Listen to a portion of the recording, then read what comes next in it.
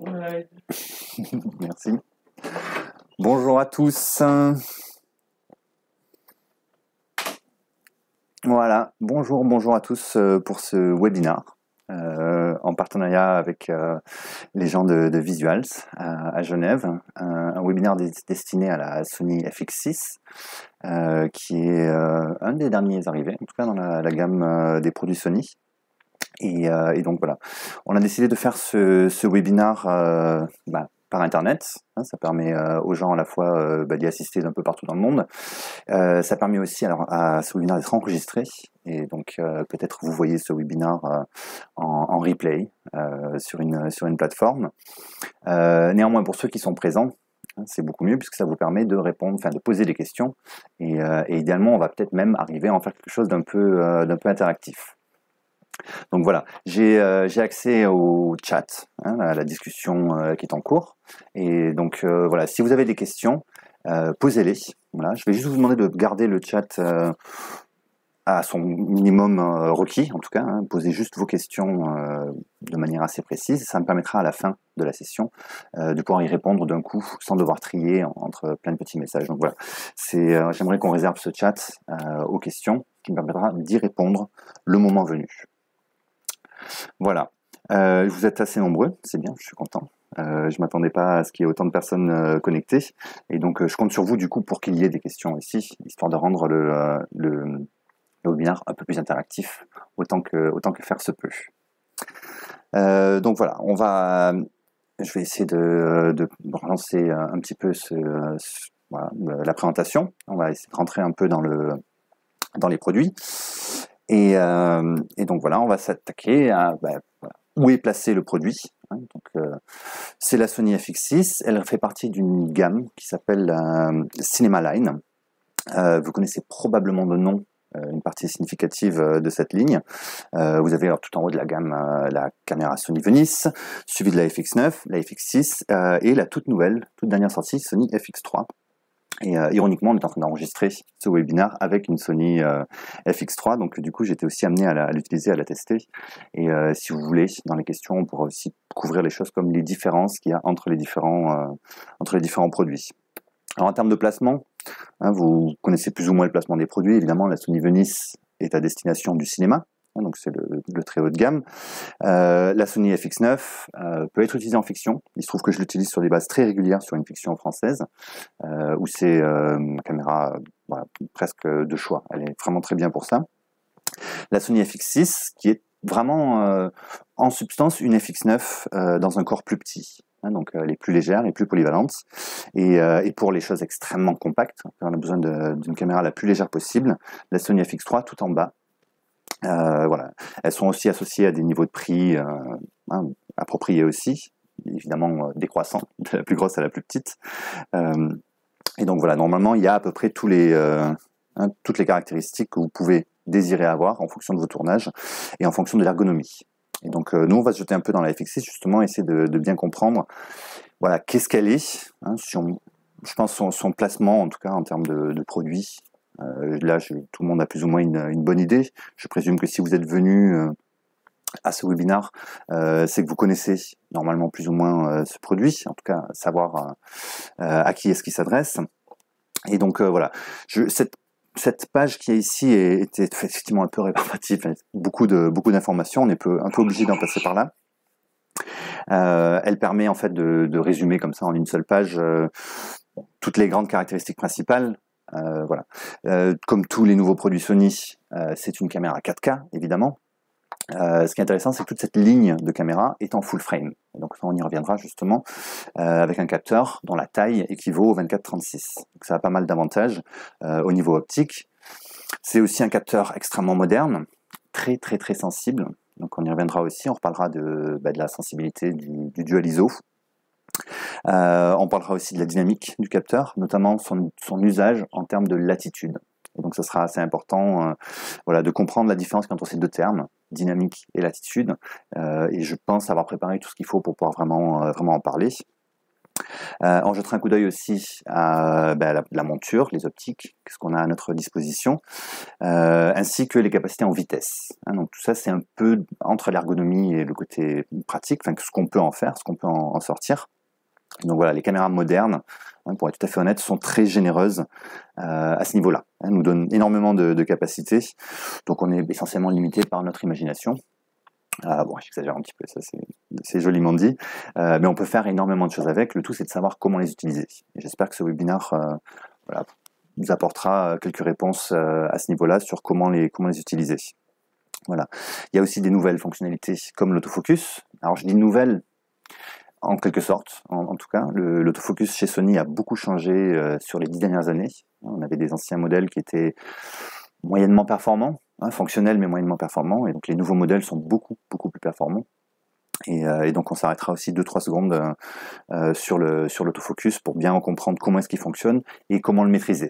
Comme beaucoup d'automatismes dans ces caméras, c'est pas destiné aux gens qui savent pas s'en servir, c'est au contraire destiné aux professionnels qui en ont besoin. Et donc comme toutes les fonctions professionnelles, elles sont réglables assez profondément, et donc avec de la chance, on va pouvoir même trouver un peu le temps de manipuler ces choses-là dans les menus. J'ai prévu que vous puissiez aussi voir les menus et comment les utiliser. Donc je vais commencer avec le capteur. Alors ça, c'est quelque chose presque sujet à débat. En tout cas, il y a beaucoup de discussions dans le monde du cinéma numérique et de manière plus générale dans le monde des grands capteurs. Donc on a de plus en plus de gens qui parlent de look full frame ou de look grand capteur. Alors peut-être c'est qu'une opinion, je vais vous la transmettre. À mon sens, il n'y a pas vraiment de look grand capteur en tant que tel. Pour être tout à fait honnête, une fois que c'est monté, quand on a un certain nombre d'images qui ont été faites avec à la fois du Super 35 et du full frame, franchement, il faut se lever de très bonne heure pour voir la différence. Ça, c'est mon avis, c'est mon opinion. Ça fait maintenant plusieurs années que je travaille avec et du full frame et toujours du Super 35 sur des bases régulières. Et mon opinion, c'est que franchement, c'est pas une histoire de look. Les deux sont une image grand capteur. Elles sont assez analogues. Par contre, il y a quand même un vrai bénéfice au capteur full frame. Et lui, pour moi, il est sur le champ de vision et notamment la provision d'optique qu'on peut avoir. Évidemment, avec les optiques Super 35, on est par définition limité à la gamme de couverture du Super 35. Or, on est dans un monde maintenant qui est en train de s'hybrider. On a de plus en plus de machines qui sont un peu à mi-chemin entre la photo et la vidéo. Et là, d'avoir un capteur full frame, ça permet de valoriser cette énorme quantité d'optiques qu'on a à notre disposition. Il y en a de toutes les générations, des très anciennes, des très modernes. Il y en a des Super 35, des full frame, des moyens formats. On commence à trouver un peu de tout. Et le capteur full frame 24-36, pour moi, il donne accès à une plus grande gamme d'optiques. Il y a des choses fabuleuses qu'on voit ressortir. Il y a des opticiens qui se montent sur des bases régulières, des nouvelles sociétés qui sortent, qui sont des opticiens. Et ce qu'ils font, eux, typiquement, c'est recarrosser des anciennes optiques. Et c'est très chouette de se dire que voilà, dans le monde de la photo, le 24-36, le petit capteur, c'était le plus grand standard. C'est le petit format Leica, comme certains l'appellent. Il y a énormément d'optiques disponibles, et donc c'est un vrai ajout très créatif pour moi. L'autre chose que ça va vous donner de facto, si vous êtes habitué justement à travailler avec ce petit format Leica, avec le 24-36, vous avez sûrement dans votre tête une sorte de grille de lecture du champ de vision. Alors on dit souvent le 50 mm, c'est la vision humaine. Ça, c'est quelque chose qu'on dit. Donc tout ce qui est au-delà du 50 mm, c'est les longues focales. Tout ce qui est en dessous, c'est les courtes focales.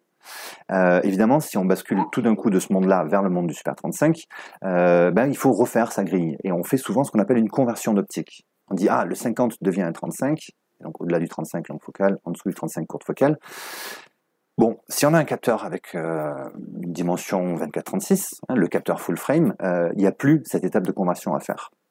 Alors évidemment, pour ceux qui viennent du cinéma, qui viennent du Super 35, eux, ils ont l'étape inverse à faire. Ils sont obligés de reconvertir du Super 35 au full frame.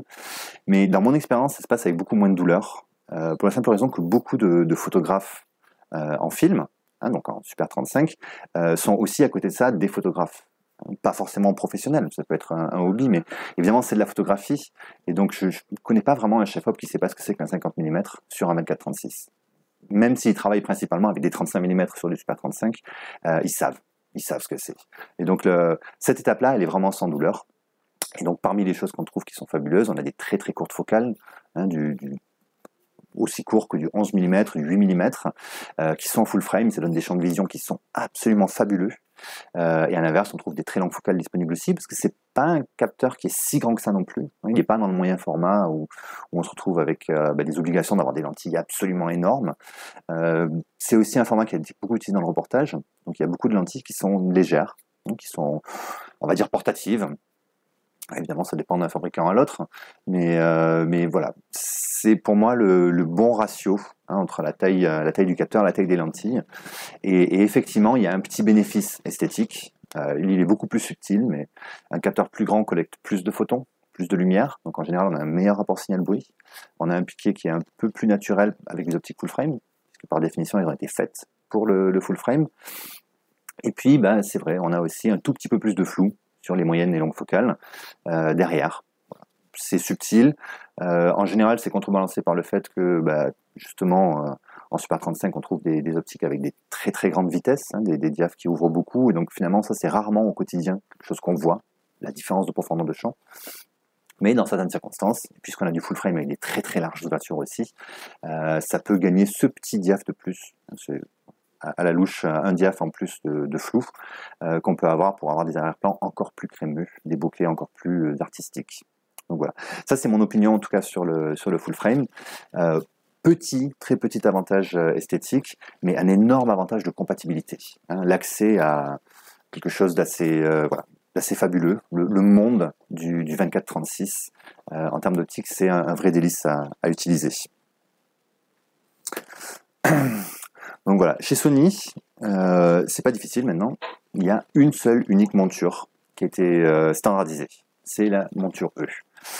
Vous la connaissez sûrement des appareils photo à l'origine, la série des Alpha 7 en particulier, mais aussi les Alpha 9. C'est une monture qu'on trouve sur toutes les caméras jusqu'à la Venice. Aussi étonnant que ça puisse paraître, la Sony Venice, bien qu'elle soit fournie avec une monture PL en standard, cette monture c'est une sorte d'adaptateur qui se met par-dessus la monture E, et la monture E est présente sur une Venice. Donc ça c'est intéressant de se dire que même une Venice, c'est une caméra monture E, et donc du coup toutes les caméras Sony sont en monture E. Et vous le savez sûrement, cette monture E est une monture avec un très très court tirage. Et donc ce tirage permet d'adapter aussi d'autres optiques. Donc ça c'est assez fabuleux puisqu'on a du coup accès à du Canon Electrofocus, du Nikon, Nikkor, les Leica peuvent être adaptés dessus aussi, un peu plus difficilement mais c'est faisable. Les montures PL évidemment, dans ce monde de caméras numériques, c'est des caméras de cinéma à l'origine, ça avait beaucoup de sens d'y adapter du PL. Sans trop de surprise sur la Venice, c'est l'adaptateur qui est fourni en standard. Mais sur une Sony FX6, vous pouvez aussi adapter l'IPL et tourner avec la valise d'optique de votre choix. Donc ça, c'est quelque chose d'assez... je ne vais pas me répéter encore une fois, je trouve assez fabuleux ce mélange ici. Alors, indépendamment des adaptateurs, Sony est aussi maintenant un fabricant d'optique. Ils ont racheté Olympus, je crois. J'espère pas dire de bêtises en live. En tout cas, ils ont un grand savoir-faire optique aussi et déjà énormément d'objectifs à disposition. Soit via adaptateur, quand c'est les anciennes montures alpha, soit nativement en monture E, et évidemment Sony fournit l'adaptateur si ça devait être nécessaire. Et donc on trouve une vaste gamme d'optiques. Voilà, une petite illustration ici, je ne sais pas si vous arrivez à lire, à voir le nombre d'optiques qui sont ici. Tous les fabricants d'optiques évidemment font ce genre de photos. On n'est pas obligé d'utiliser des optiques Sony, ça il faut le savoir, je viens de le mentionner avec les adaptateurs, mais il y a un grand avantage à utiliser des optiques en monture E, c'est qu'elles sont nativement très compatibles.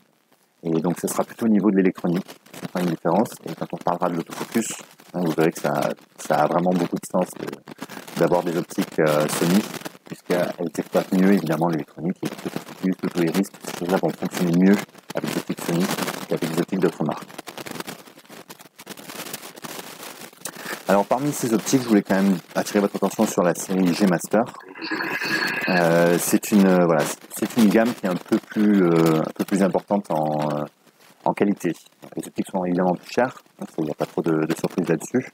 Elles sont full frame, elles couvrent parfaitement évidemment les capteurs, et elles ont une qualité optique qui est assez transcendantale. On a vraiment quelque chose de très très haut en qualité. Et donc voilà, c'est quelque chose de bien à connaître. Si vous avez accès à différentes valise d'optique Sony, privilégiez évidemment les optiques G-Master, celles qui vous donneront le plus de performance en optique. Et c'est très visible sur des choses comme le piqué. Hein, on veut une image contrastée avec un modelé élevé. Les G-Master donnent un piqué très important.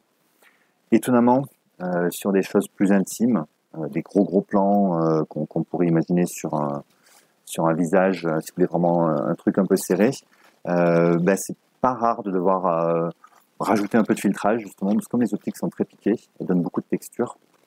Et c'est bien, je trouve, d'avoir accès comme ça à au moins du filtrage supplémentaire, ce qui nous permet de modeler un petit peu ce piqué. S'il est trop fort, on peut le réduire.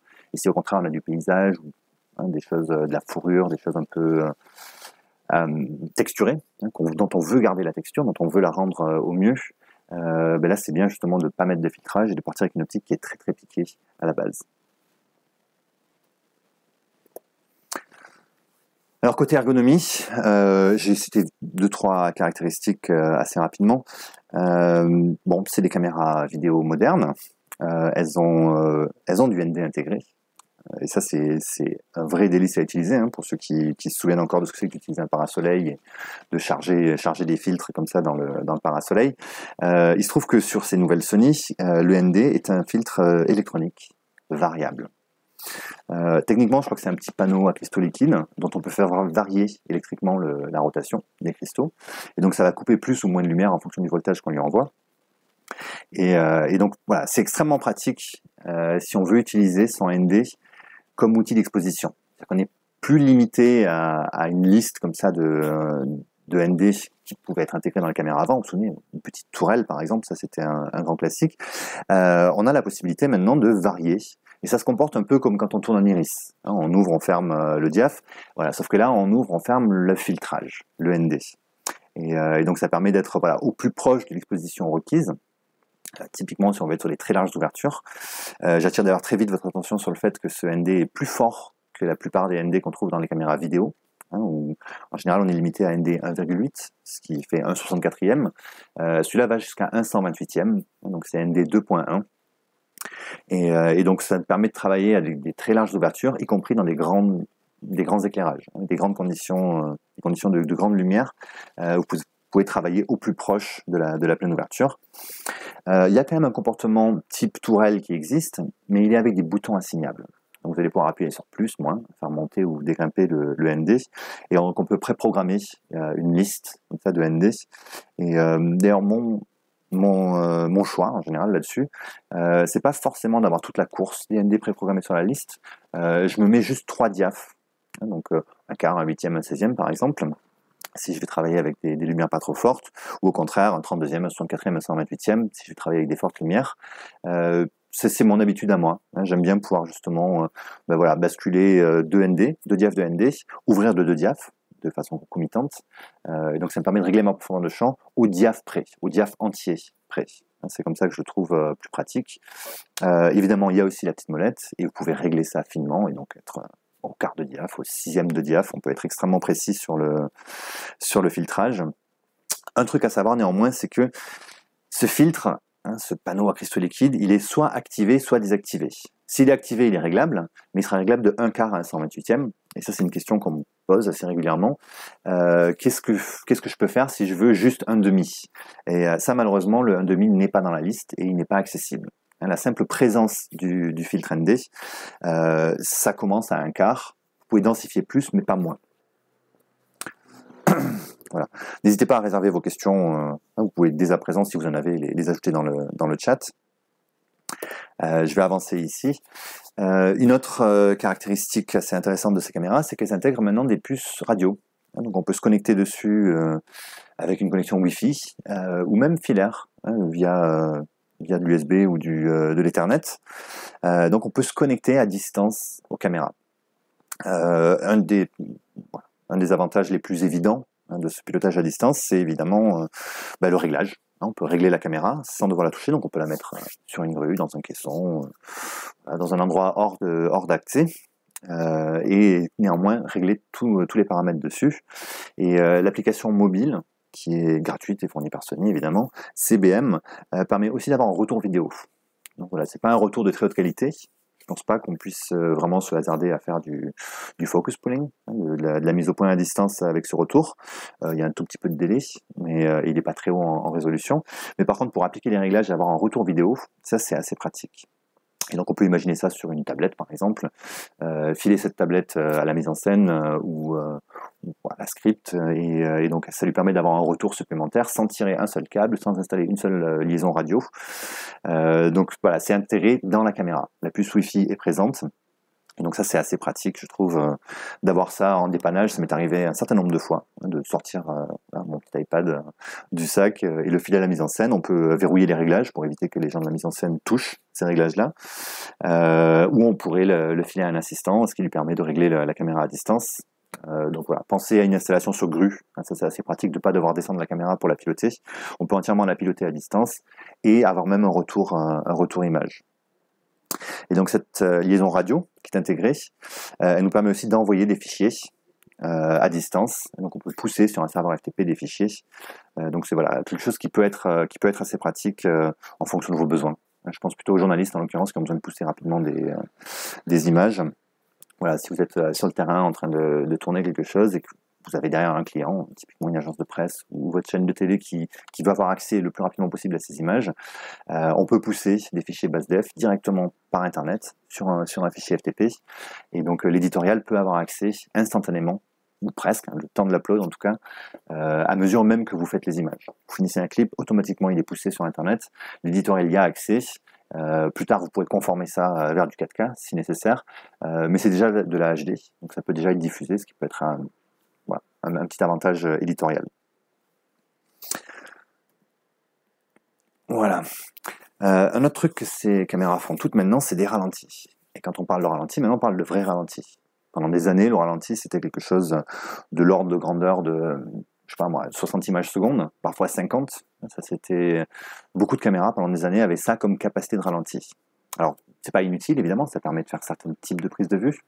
Mais dès qu'on est en dessous d'une certaine échelle, dès qu'on est un tant soit peu en macro, c'est plus assez. Si vous avez déjà essayé de filmer, je sais pas, un filet d'huile d'olive qui tombe sur une salade, une carotte, des légumes coupés en morceaux ou un cachet d'aspirine dans un verre, 60 images, c'est vraiment pas assez. C'est là où il faut plus. Et donc, c'est bien. Voilà, sur ces nouvelles machines, on a des ralentis qui sont beaucoup plus forts, jusqu'à 240 images, si on veut être en haute définition, et jusqu'à 120 images en 4K. Donc ça, c'est pas mal de dire que jusqu'à 120 images, il n'y a pas de baisse de qualité. On garde un enregistrement 4K en quête de 10 bits, le plus haut enregistrement, la plus grande qualité d'enregistrement disponible sur cette caméra, et qui nous permet de faire aucun compromis, tout en ayant jusqu'à 120 images. Et 120 images, peut-être en vrai macro, ce sera un peu insuffisant, mais 120 images, ça couvre à la vaste majorité des besoins. J'entends par là probablement 99% des besoins que vous pourriez avoir sur de la pub, de la fiction, même du documentaire. On fait énormément avec cette vitesse-là. Si vous voulez plus, hein, si c'est pour décomposer la course d'un animal ou un truc comme ça, on peut dans ce cas-là monter jusqu'à 240 images. Il faudra juste se contenter d'un enregistrement haute définition HD, mais ce qui est vraiment très acceptable comme compromis à ce stade-là. Et ce qui est assez intéressant avec ces caméras autofocus, on en reparlera d'autofocus, c'est que même en ralenti, même sur des très hautes vitesses et avec peu de lumière, l'autofocus continue à fonctionner. Il n'est pas désactivé avec la vitesse élevée. Et donc c'est très critique à ce moment-là, hein, le focus. Si vous êtes en retard de ne serait-ce qu'une seconde sur la mise au point, et puis tout d'un coup vous avez 10 secondes de flou dans votre clip final. Et donc c'est assez intéressant de se dire que vous avez un autofocus et donc on peut accompagner les suivis, des choses comme ça, laisser le focus se faire tout seul et il sera beaucoup plus rapide que vous. Probablement en tout cas.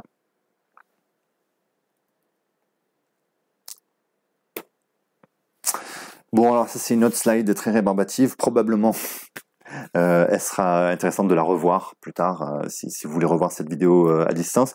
C'était une sorte de résumé de toutes les vitesses disponibles sur la FX6 en fonction de votre qualité d'enregistrement choisie. Donc je vais préciser ici de la HD jusqu'au 4K DCI, hein, toutes les vitesses disponibles en vitesse système, donc les vitesses de projet, ainsi que leur capacité si on veut faire du ralenti. Et donc vous noterez par exemple que si on est en 4K, vous serez limité de 1 à 60 images.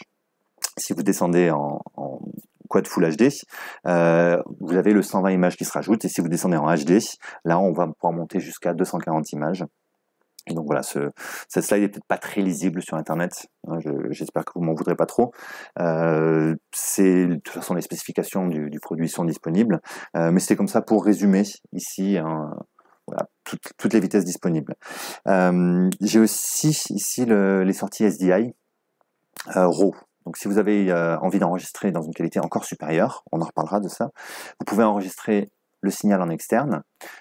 C'est un RAW, c'est speed linéaire de très haute qualité, et lui aussi va être sujet, les vitesses disponibles vont être sujets à votre enregistrement choisi.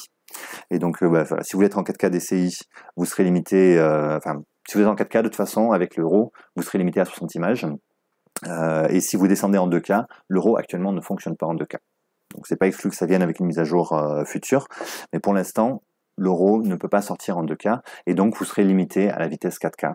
Le RAW en fait est toujours en DCI, 4096 par 2160, et donc voilà, à l'actuel il n'y a pas de très haute vitesse en RAW sur la FX6. Je en profite pour voir une petite question. Alors ça c'est un utilisateur manifestement qui demande l'autofocus fonctionne aussi en slow motion. Comment l'activer? Normalement il suffit de l'activer. Hein, on pourra faire le test plus tard si vous voulez. Mais normalement les fonctions de l'autofocus ne se désactivent pas. Donc il se peut que ce soit une mise à jour du firmware. Je ne sais pas de quelle version votre caméra dispose. Il se peut que ce soit une version plus ancienne qui ne supportait pas encore l'autofocus. C'est maintenant dans les spécifications que l'autofocus ne cesse pas de fonctionner. Donc il n'y a rien de spécial à faire. Si l'autofocus marchait en vitesse normale, il marche en haute vitesse. Voilà. Pas une vraie réponse à la question, je sais. Voilà, je voulais aussi parler du format d'enregistrement, parce que ça c'est du média d'enregistrement. Ça c'est quelque chose qui est important à connaître, puisque si vous êtes notamment propriétaire de la caméra, mais aussi si vous la louez, il faut savoir du coup provisionner des cartes suffisantes. Et donc sur cette caméra, Sony a choisi les cartes CF Express type A. Donc c'est le dernier cri, on va dire, de la carte mémoire. C'est grand comme une carte SD, un tout petit peu plus petit même, ça gâche rien, et c'est extrêmement rapide. Donc on a des très très gros débits qui peuvent être atteints. Ça permet notamment d'enregistrer du 4K en 4,2 bits sans compromis de qualité. Mais c'est aussi du coup une série de cartes chez Sony qui sont extrêmement robustes. Et donc elles encaissent extrêmement bien toutes les conditions de tournage. Je crois qu'on peut faire rouler un camion dessus. Enfin, ils ont sur leur site web, il y a des démos assez épatantes de ce que peut soutenir physiquement la carte sans prendre de dommages. Donc ça en fait un média qui est certes un peu plus cher que la carte SD, mais qui est nettement supérieur en qualité, sans aucun doute. Voilà. Et quand vous déchargez les cartes, si vous avez un bon disque de destination, pensez SSD, pensez disque rapide, ces cartes vont aussi vous apporter pleine satisfaction, puisqu'elles vont pouvoir être vidées beaucoup plus vite, grâce à leur vitesse de lecture. Voilà. Si d'augure il devait quand même y avoir un sinistre, je voulais juste parler rapidement comme ça d'un petit logiciel Sony, le Mediascan Utility, qui permet donc de scanner l'état, de diagnostiquer une carte, et qui a aussi une fonction de récupération, donc qui permet si vous avez une carte sinistrée, typiquement ça peut arriver quand on supprime tout d'un coup l'énergie à la caméra alors qu'elle était en cours d'enregistrement. La caméra est capable de faire les diagnostics aussi, donc la plupart du temps il suffit de restaurer le média dans la caméra et elle va remettre cette carte à jour. Si ça devait échouer, il y a un logiciel en post-production qui permet aussi de le faire. Et quand je dis en post-production, évidemment, c'est sur votre ordinateur. Si vous avez le lecteur de carte, vous rentrez la carte dans l'ordinateur. Et donc voilà, il y a l'URL ici qui est écrit en tout petit. Mais si vous voulez, si vous avez des médias Sony, ça vaut le coup de connaître ces logiciels qui vont avec. Voilà, et on va finir en ergonomie sur le son. C'est tel qu'elle est ici présentée. Vous avez la caméra et par-dessus ça ici le petit récepteur Sony qui est évidemment branché sans fil à un émetteur. Il y a plusieurs types d'émetteurs disponibles. Vous avez les body packs classiques sur lesquels on met un micro HF ou un micro main qui sont donc l'émetteur Ce sont des produits actifs, on met des piles dedans. Et l'avantage du coup, c'est quand ça rentre dans la caméra, il n'y a pas de fil, il n'y a pas de cordon, il n'y a pas d'adaptateur XLR, mini jack, il n'y a même pas d'énergie à fournir côté caméra. La caméra peut fournir l'énergie au récepteur. Selon le récepteur que vous choisissez, vous pouvez avoir 1 ou 2 canaux. Et donc, du coup, avoir un enregistrement de pistes sans aucun câble impliqué, même pas entre le récepteur et la caméra. Et donc voilà, ça je voulais vous en parler. C'est une série de produits, je vais passer assez rapidement dessus. Ils sont bien faits. C'est les produits modernes, donc ils ont la capacité de s'auto-synchroniser entre eux, ils ont la capacité de scanner les canaux disponibles pour éviter justement qu'il y ait trop de saturation radio sur un seul type de canal. Vous pouvez les appairer directement en les contactant entre eux, au NFC. Et donc ça c'est très pratique si vous avez un certain nombre de microphonies. Et donc pour les appairer 2 par 2 ou 3 par 2, puisqu'on peut avoir 2 émetteurs sur un récepteur. Il suffit de les mettre en contact et ils vont pouvoir être associés. Automatiquement. Ça peut aussi être fait sans les mettre en contact, avec une petite liaison infrarouge entre les deux. Bon, bref. Voilà, je ne veux pas développer plus sur les produits de son. Moi, en tant que chef opérateur, j'aime bien, en tout cas, le côté sans fil, du côté récepteur caméra. On n'a pas les cordons mini jack vers XLR qui sortent de la machine, qui rentrent, qui occupent les 2 prises XLR. Et ce qui est aussi intéressant à savoir, c'est que du coup, les caméras en fait enregistrent 4 pistes son. Et donc on peut en avoir 2 qui arrivent en radio, plus avoir nos 2 XLR disponibles sur la caméra pour enregistrer 2 pistes supplémentaires qui rentreraient en analogique. Et donc avoir un vrai système d'enregistrement à 4 canaux, en 24 bits 48 kg, toute la qualité du son non compressé. Donc la qualité la plus parfaite de son qu'on puisse avoir sur un tournage, 4 canaux, 2 en radio, 2 en filaire, c'est un beau combo. Et j'avais juste envie de vous en parler. Bon, on va rentrer un peu plus dans les détails de certains des points dont j'ai un peu brossé le portrait, on va dire. Et je voulais commencer avec l'autofocus. Voilà, ça c'est, j'allais dire c'est une nouveauté, c'est plus vraiment une nouveauté maintenant, puisque bien sûr il y a la Sony FX9 avant ça qui le faisait. Et donc on commence à les connaître maintenant. Ils ont été testés, archi-retestés. Si vous êtes curieux, que vous vous promenez sur les plateformes, les YouTube et compagnie, vous trouverez une pléthorée de tests qui, pour les résumer très vite, tout le monde a été bluffé par ça. C'est la première fois qu'on a un système autofocus chez Sony qui est très fonctionnel, très rapide. Si moi je voulais en parler aujourd'hui, c'est pas forcément pour faire l'éloge de l'autofocus Sony. Je pense que ça a déjà été fait beaucoup. C'est plus pour vous indiquer comment est-ce qu'on fait pour le maîtriser, prendre le contrôle de cet autofocus. Donc voilà. S'il marche aussi bien, c'est parce que c'est un autofocus dit hybride. Il a la capacité d'utiliser 2 technologies. Vous avez la détection de contraste classique d'un autofocus d'une caméra. Et donc ça, c'est une technologie, j'allais dire primitive. Elle n'est pas primitive, mais elle est liée à la vitesse de lecture du capteur. Donc si vous avez un capteur en 25 images, la détection de contraste se fait toutes les 25 fois par seconde, à chaque image qui est fabriquée. Il va sans dire que ça, c'est assez lent. En plus, il a comme défaut que ce que ça calcule, c'est est-ce que le pixel détecté est contrasté ou pas. Et donc l'autofocus est typiquement obligé de balayer une petite course pour trouver l'endroit où c'est le plus contrasté. Ça a quelques avantages quand même, c'est qu'il peut analyser l'image. Et donc vous verrez que ça nous permet justement de faire la détection de visage. C'est très utile pour les suivis de visage, les reconnaissances de personnages, de visage. Mais ça a comme défaut du coup que c'est assez lent et ça se promène un petit peu. La deuxième technologie, c'est la détection de phase. Et celle-là, ceux qui font de la photographie, vous connaissez, je pense, photographie fixe. Si vous avez l'habitude de votre appareil photo, vous appuyez à mi-course, clac, instantanément la mise au point se fait et vous validez la photo, prenez le cliché. Cette technologie-là, elle nécessite un autre capteur. Dans un appareil photo réflexe, typiquement, c'est le miroir semi-réfléchissant qui va renvoyer la moitié de l'image réflexe vers votre œil et l'autre moitié vers l'autofocus. Le capteur reçoit même pas l'image sur un appareil photo réflexe classique. Donc il est très rapide parce qu'il a des collimateurs autofocus dédiés. Et eux, ce qu'ils donnent comme résultat de calcul à la machine, c'est la distance de l'objet pointé. Il détecte la phase de la lumière. Grâce à ça, il connaît la distance de l'objet d'intérêt qui est sur notre collimateur, et donc du coup il peut de suite pousser le moteur à la bonne distance, sans devoir chercher, sans devoir se promener. C'est comme ça que ça fonctionne. Et le côté hybride permet d'utiliser les deux. Donc à la fois la détection des sujets, ça c'est le contraste qui va le faire, à la fois la mise au point très rapide et très précise, et ce sera la détection de phase qui va le faire. Et donc nous, ce qu'on va avoir besoin, c'est de comment maîtriser ce truc-là.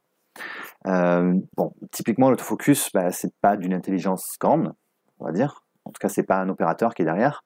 Et donc, pour lui donner un peu d'intelligence, on a des fonctions de menu. Donc, vous avez ici une petite capture, je vais vous le mettre en grand plus tard, qui vous permet de maîtriser un petit peu ça.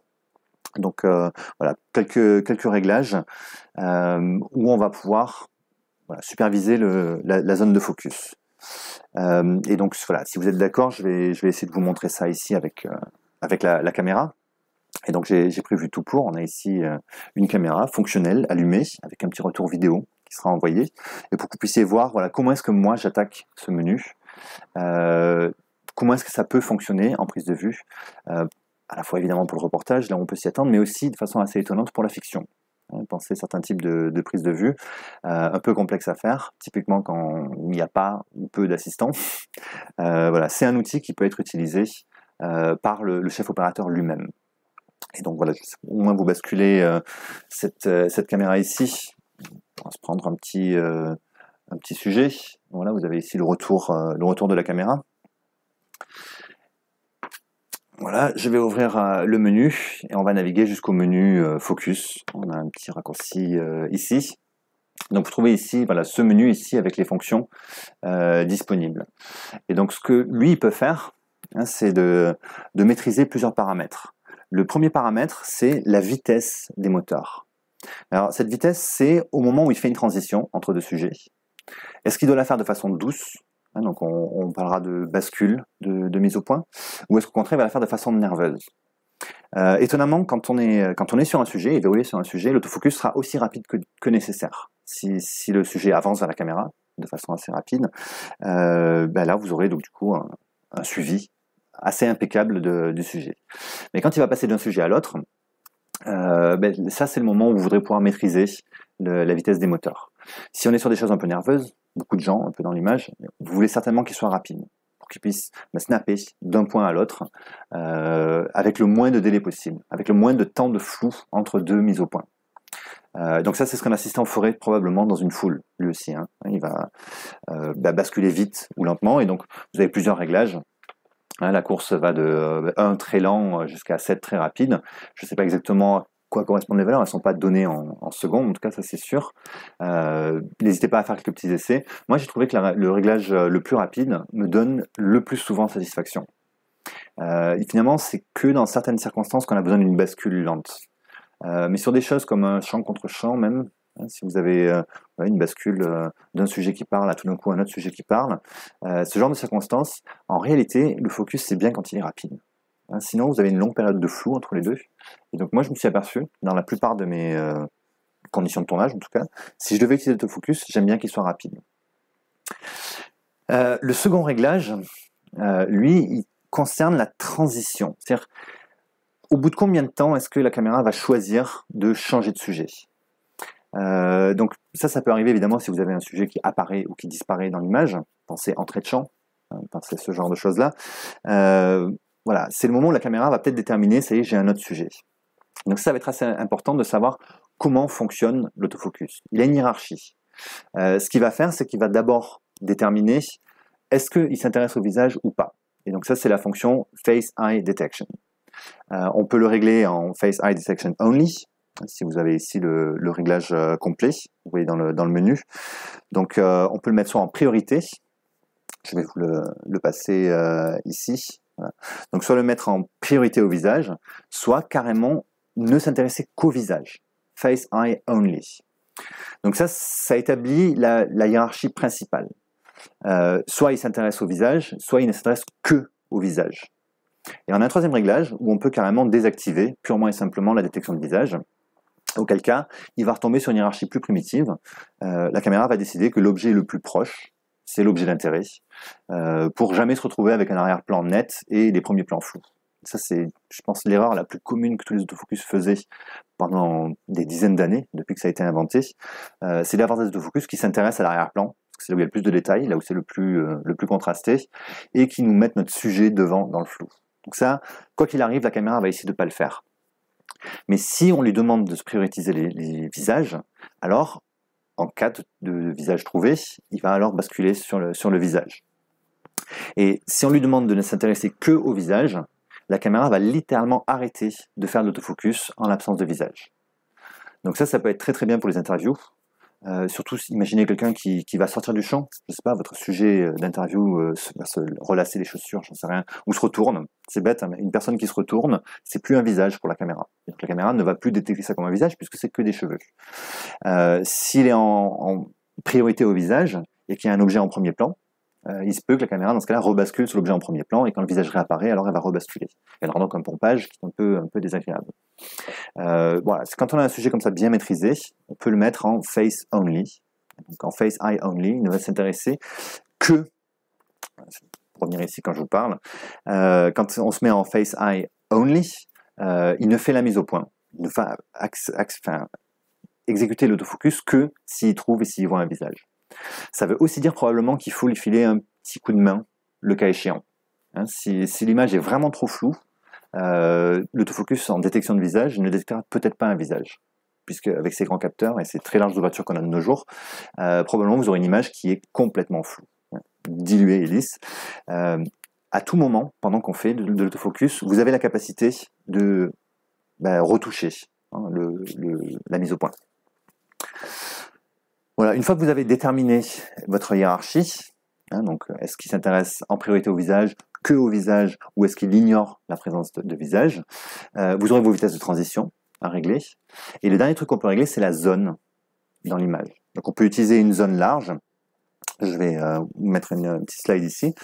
Ça, c'est intéressant parce que par défaut, il va prendre tout le capteur quasiment. Hein, je ne sais plus le pourcentage exact, on a les valeurs ici, 94% horizontalement, 96% verticalement, et donc c'est là où il va chercher pour son visage, s'il n'en trouve pas pour le premier plan, et s'il n'en trouve pas évidemment l'arrière-plan. Ce qu'on peut faire, c'est qu'on peut le restreindre à plusieurs valeurs. On peut soit se mettre sur on va dire un bon tiers de l'image, ça c'est très très pratique sur les champs contre champs, hein, vous vous mettez en zone, et donc vous avez exclu une partie seulement de l'image. On exclut la gauche, on exclut la droite. Et donc l'autofocus, tout le système de détection ne va se restreindre qu'à cette zone-là.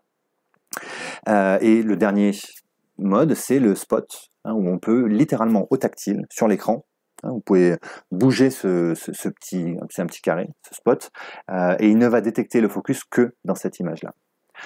Il va toujours conserver sa hiérarchie. Pour être tout à fait honnête, en spot, c'est tellement petit que typiquement c'est là où vous l'avez mis, donc il va tenir. Quand on est sur des zones plus larges, alors la hiérarchie devient importante. Hein. Est-ce qu'on s'intéresse avant tout au visage, ou est-ce qu'on ignore les visages, ou est-ce qu'on veut uniquement les visages? Donc voilà, je ne sais pas si vous allez avoir d'autres questions sur l'autofocus. Le dernier point que j'ai pas mentionné, qui est dans le menu aussi, voilà, c'est est-ce qu'on veut qu'il soit actif tout le temps? Et donc là, pour ça, vous avez un petit sélecteur. Je ne sais pas si je peux le montrer facilement à la caméra. Ouais, quelque chose dans cet esprit-là. Voilà, ici, vous avez un petit sélecteur ici qu'on peut mettre en automatique ou manuel. Quand il est dans un mode ou dans l'autre, on peut aussi du coup restreindre ce fonctionnement. Vous pouvez être à la fois en autofocus permanent et temporairement le désactiver, à l'appui d'un bouton par exemple. Vous appuyez sur un bouton et il va friser, il va geler l'autofocus.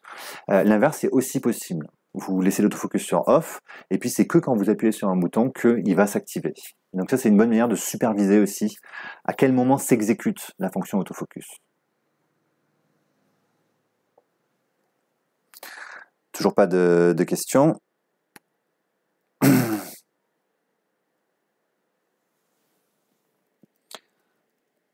Voilà, j'en profite aussi pour revenir à mon PowerPoint. Je me rends compte que vous n'avez peut-être pas tout vu. C'est le petit défaut de tout faire tout seul. Ouais, parfait.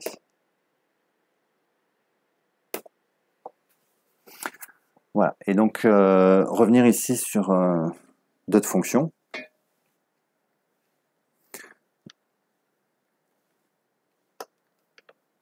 prendre une image jolie et puis apparaître à l'écran. Bonjour.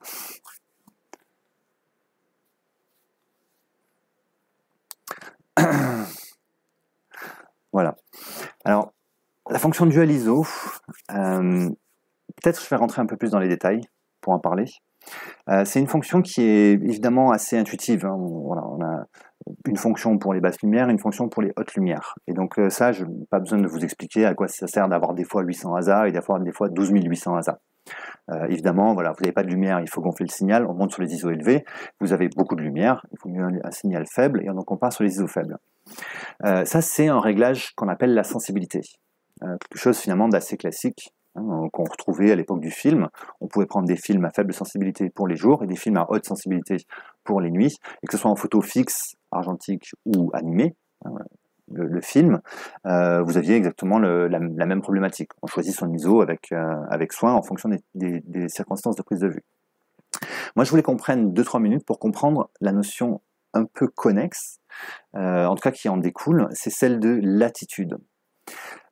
Probablement, vous avez vu dans la documentation et même la première slide que j'ai montrée sur la caméra, qu'elle est donnée pour 15 diaphes de dynamique. Alors, dynamique, c'est un terme finalement qu'on comprend aussi normalement, hein, c'est le ratio de contraste qui est entre la zone la plus sombre et la zone la plus éclairée.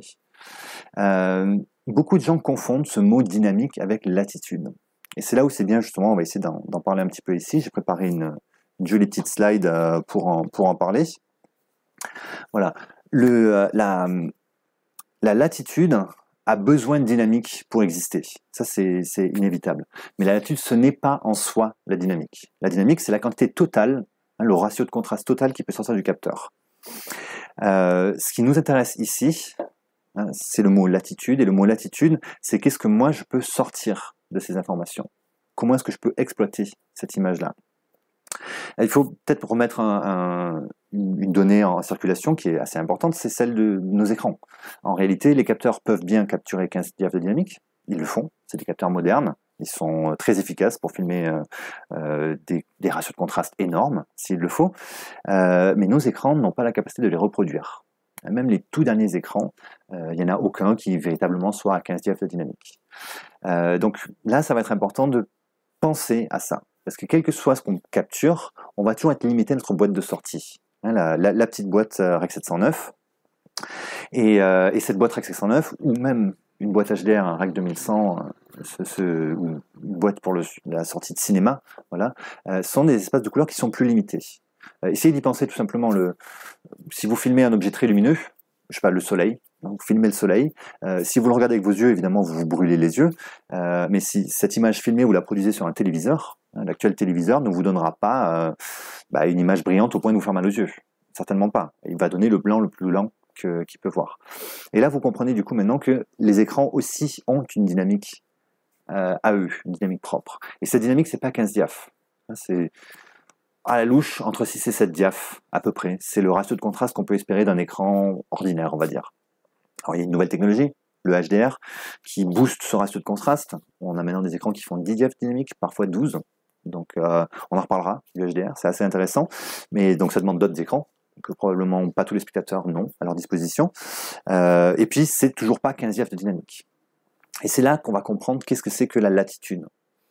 La latitude, c'est de déterminer dans ces 15 diaphes de dynamique. Je vais vous faire des petits schémas avec mes mains ici. Voilà. Si on a 15 diaphes de dynamique en tout, qu'on est limité à 6 diaphes en sortie, où est-ce qu'on va venir prendre la partie utile de l'image? Et donc, c'est pour ça que vous avez ici ces diagrammes, on les connaît sur beaucoup de fabricants caméra fournissent ce genre de diagrammes ici, ce sont des diagrammes de latitude. Alors la plupart des fabricants caméra, évidemment, fournissent un diagramme, et celle-là, elle est dual ISO, donc du coup, elle fournit 2 diagrammes. Je vais prendre 2 exemples tout simples et tout bêtes qui sont normalement assez connectés à votre intuition, j'espère en tout cas.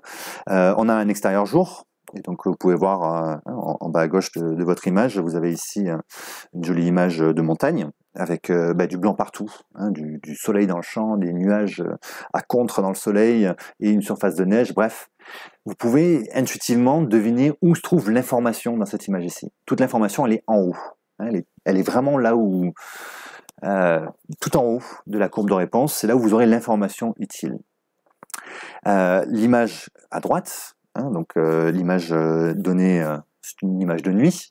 Évidemment, ici, vous doutez bien que l'information, elle est en bas. Et c'est ça tout l'intérêt d'avoir ces deux exemples qui sont assez clairs, assez explicites. Vous avez donc la majorité de l'information, c'est des ombres. Et donc, toute la partie utile du signal, hein, là où on a nos informations, elle se situe tout en bas. Et donc, c'est là où ça va être intéressant de regarder qu'est-ce qu'on fait en termes de latitude. Quoi qu'il arrive, on ne peut pas afficher 15 diaphes, ça c'est sûr. Mais on va pouvoir prioriser sur la partie utile du signal. Sans trop de surprise, les images de jour, on va les tourner à 800 ASA, base faible, base basse. Les images de nuit, on va les tourner sur une base 12800 ASA, où vous avez beaucoup de signal qui va sortir de ce capteur. Mais maintenant, comment est-ce qu'on fait pour l'exploiter? Ça, c'est intéressant. J'ai ici pris un exemple où on présume, j'aimerais vous proposer en tout cas, que ces deux images doivent être tournées au même ISO. L'image de jour doit être tournée à 3200 ASA, et l'image de nuit doit être aussi tournée à 3200 ASA, mais pas sur le même ISO natif. Alors suivez-moi bien ici, si on prend l'image de jour, hein, et si vous regardez comment le diagramme se donne, spontanément on pourrait être tenté de se dire, tiens, image de jour, beaucoup de lumière, donc il faut tourner avec un ISO très faible, et donc prendre, au lieu de 800 ASA, on pourrait descendre la caméra à 200 ASA. On baisse l'ISO de la caméra, et ça c'est une erreur.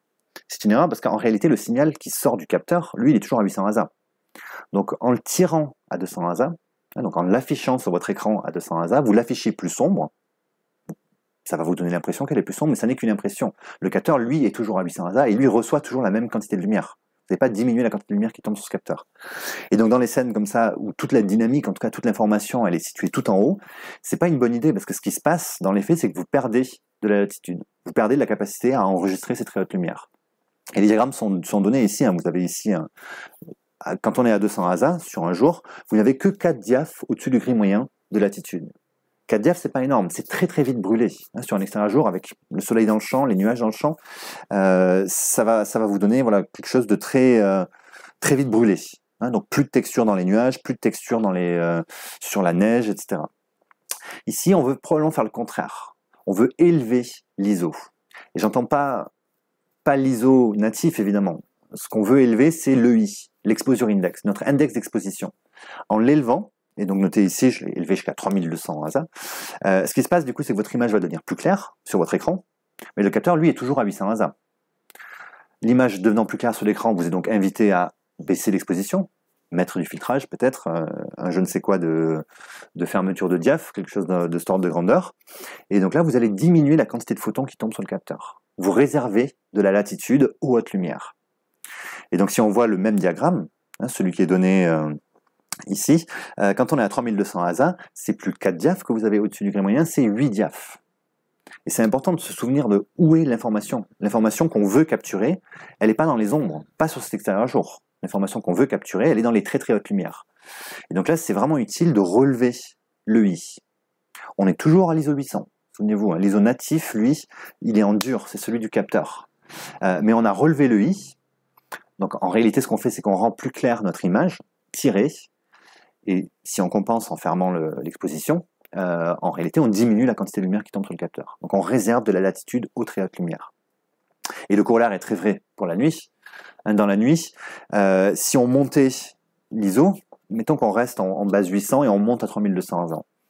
En montant à 3200 ASA, ce que vous faites, c'est que du coup, vous allouez toute la dynamique aux hautes lumières. Et pas de bol, dans cette image de nuit, qui est présente ici en bas à droite, il n'y a pas de hautes lumières.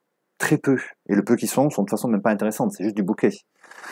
Toute l'information intéressante, elle est en bas, dans les ombres. Et en relevant le I, ce qu'on a fait, c'est qu'on a sacrifié toute la dynamique, toute la latitude qui est en bas du signal, au profit d'une latitude inexistante, hein, d'une dynamique, en tout cas d'une quantité d'information qui n'est pas présente dans l'image. Et donc ça, c'est une erreur. La bonne manière de faire, et vous n'allez pas tomber les nues, hein, elle est assez logique, c'est tout simplement de monter la base, hein, de se mettre dans le dual ISO élevé, et de réduire notre EI. Ce faisant, on sacrifie de la latitude en haut, et ça tombe bien, il n'y en avait pas, et on va donc donner toute cette latitude en bas, aux basses lumières. Rappelez-vous, on est sur un tournage de nuit, ici, et donc les basses lumières, c'est le bon moment pour... c'est le bon réglage pour maximiser la quantité d'informations qu'on fait rentrer dans les basses lumières. Vous avez des images avec beaucoup moins de grains, hein, elles vont être plus lisses, plus crémeuses. Il faut évidemment se méfier dans ce cas-là des très très hautes lumières, elles peuvent potentiellement quand même brûler. 4 diaph, la nuit c'est rare qu'on ait surex de 4 diaph. C'est la nuit. Typiquement, il n'y a pas de ces très hautes lumières présentes. Ce qui arrive, c'est les feux des voitures, les sources lumineuses dans le champ. Celles-là, elles peuvent cramer. Mais une source lumineuse dans le champ, elle crame toujours. Donc c'est rarement grave de perdre de l'information là, alors que tout le reste de l'image, les 98% de l'image restante, elle est au contraire sous-exposée. Donc c'est là où vous voulez maximiser l'information sur les très basses lumières. J'espère que c'est un peu plus clair comme ça, et que cet exemple ici a pu vous le donner. Ce que j'ai pas dit à ce stade-là, c'est que ça c'est particulièrement applicable à un tournage qui serait en ciné EI. C'est-à-dire on enregistre les 15 diaph, et c'est pour ça qu'on parle de latitude. Parce qu'au moment où on l'amène en post-production, c'est là où on va pouvoir exploiter. On a de la latitude, on a la capacité d'exploiter ça. Donc en tournant avec une base élevée, mais donc des ISO ABC, ce qu'on se donne comme capacité par la suite, c'est de relever cet ISO. Donc on se donne la latitude de tirer plus clair un rush qui était par ailleurs très sombre, puisqu'on l'a juste assombri pour la visualisation. Et c'est en ça que c'est de la latitude. En réalité, évidemment, ce diagramme s'applique aussi au mode standard, le mode SDR, le mode custom, comme il s'appelait avant, puisque là aussi, de toute façon, le signal que fabrique le capteur, c'est chez lui que réside le rapport signal-bruit. Donc ça, c'est quelque chose qu'il faut toujours garder à l'esprit. Maintenant, quand on est en mode custom, c'est pas vraiment une latitude, puisqu'on n'a pas de latitude derrière. L'image, elle est finalisée dès la caméra, et donc vous n'aurez plus la possibilité de bouger les ISO. Les ISO seront figés à ce moment-là. Vous aurez juste bénéficié en fait de l'ISO élevé la nuit pour avoir peu de grains, peu de bruit dans l'image. Et donc voilà, c'est aussi simple que ça. J'en profite pour choper une petite question. Voilà. Quelle est la différence entre ISO et ASA? Regardez-le sur Wikipédia. Non, je plaisante. C'est la même chose, tout simplement. Historiquement, les Allemands utilisaient les degrés DIN, les Américains utilisaient les ASA. Et pour l'organisation ISO, qui s'occupe de normaliser les choses dans le monde, c'était pénible d'avoir deux unités pour parler de la même chose, à savoir la sensibilité d'un film. Et donc l'organisation ISO a décidé de normaliser ces deux mesures. Et donc normalement, on dit ISO 800, mais il faudrait dire ISO 800 / degré DIN. Et tout le monde a oublié de dire les / degré DIN. On n'utilise plus les degrés, pour être tout à fait honnête, enfin pas dans le langage usuel, sauf si vous travaillez avec des vieux de la vieille, on va dire. Et donc maintenant, pensez ISO, ASA, c'est la même chose. En fait. C'est exactement la même chose. C'est la même unité, ça parle de la même chose. Voilà. Je suis peut-être un vieux con. C'est pour ça que je parle encore en ASA. J'espère que ça répond à la question. Voilà. Et donc on va peut-être étendre un peu plus sur la façon dont on utilise les rushs. Probablement vous êtes familier avec la notion d'enregistrement en log ou en standard. C'est quelque chose qu'on trouve sur les caméras depuis une bonne dizaine d'années maintenant. C'est devenu quelque chose d'assez standardisé où on peut choisir, on va dire, deux espaces de couleurs différents. Entre deux espaces de couleurs, comment est-ce qu'on enregistre nos images? Alors souvenez-vous, j'ai parlé par exemple de la dynamique du capteur. Elle est donnée pour 15 diaph. 15 diaph, c'est très généreux. Ce qu'il faudrait du coup mettre, c'est une petite astérix et se dire, oui, ces 15 diaph de dynamique, c'est quand on tourne en log. C'est quand on est dans cette caméra, on est en ciné EI. C'est là où vous allez avoir tous les 15 diaph de dynamique qui vont arriver en post-production. Si vous tournez en mode standard, dites-vous que ce que vous avez fait, c'est que vous avez réduit les valeurs qui sortent du capteur à celles qui sont affichables sur un écran. Et donc vous avez réduit les 15 diaph de dynamique du capteur à 6-7 diaph qu'on peut afficher sur un écran. Alors je dis 6-7 diaph, en réalité si on est dans une production HDR, en réalité vous le réduisez à 10 diaph. Puisque en HDR, on a quand même plus de dynamique à l'affichage, et du coup si on réduit la dynamique du capteur à celle de l'affichage, si l'affichage a plus de dynamique, vous aurez un peu plus dans le rush. Et donc ça c'est voilà, un petit nota bene sur ce truc-là, mais quoi qu'il arrive, les 15 diaph de dynamique du capteur, vous les aurez ni en SDR ni en HDR. Les 15 diaph de dynamique du capteur, vous les avez quand vous êtes en log ou en RAW. Un des formats, moi j'appelle ça le négatif numérique. Quand on a toute l'information qui sort du capteur, j'appelle ça mon neg. Et je sais que c'est pas un négatif, évidemment, le noir n'est pas blanc, le blanc n'est pas noir, mais voilà, c'est une manière d'y penser, puisque c'est comme ça quand on est en film aussi. On avait un neg qui collectait le maximum d'informations, on pouvait scanner ça en log cinéon, on restait en log, et ensuite on tirait ça sur un positif. Et c'est au moment du tirage, au plus tard possible dans la chaîne qu'on perdait les informations. On les jette, on va dire, à la fin de la chaîne. Si vous tournez en standard, ce qui se passe du coup, c'est que vous avez choisi dès le tournage de jeter, de sacrifier cette dynamique supplémentaire. Voilà, juste le moment où je peux remettre cette page à jour. Et voilà, évidemment, j'ai perdu mon PowerPoint. Je déteste le live pour ça.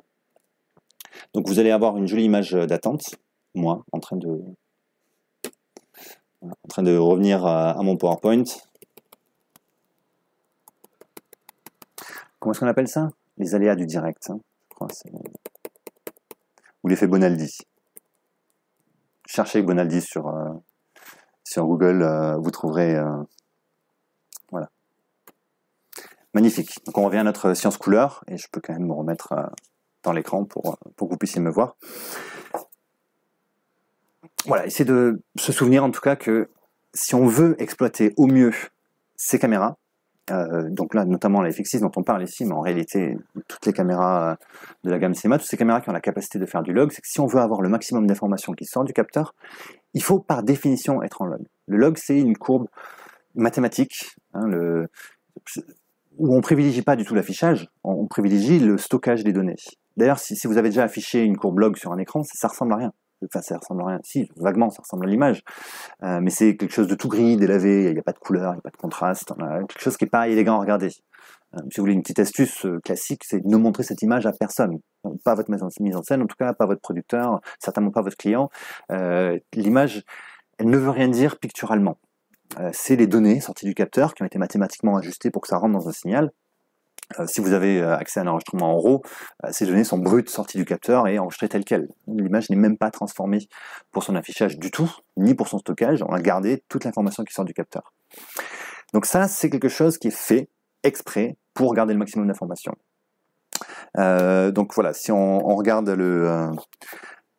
l'image, vous avez ici un joli petit split screen entre l'image standard à gauche et puis le log qui est à droite. Sur cette caméra, le log utilisé, c'est le S-Log3. Et donc je dis souvent le log, c'est une manière de raccourcir un terme plus complet, qui est en réalité le gamut du rush, l'espace de couleur du rush. Et donc typiquement, il y en a deux disponibles sur cette caméra. Vous avez le sgamut3/S-Log3 et le sgamut3.ciné/S-Log3.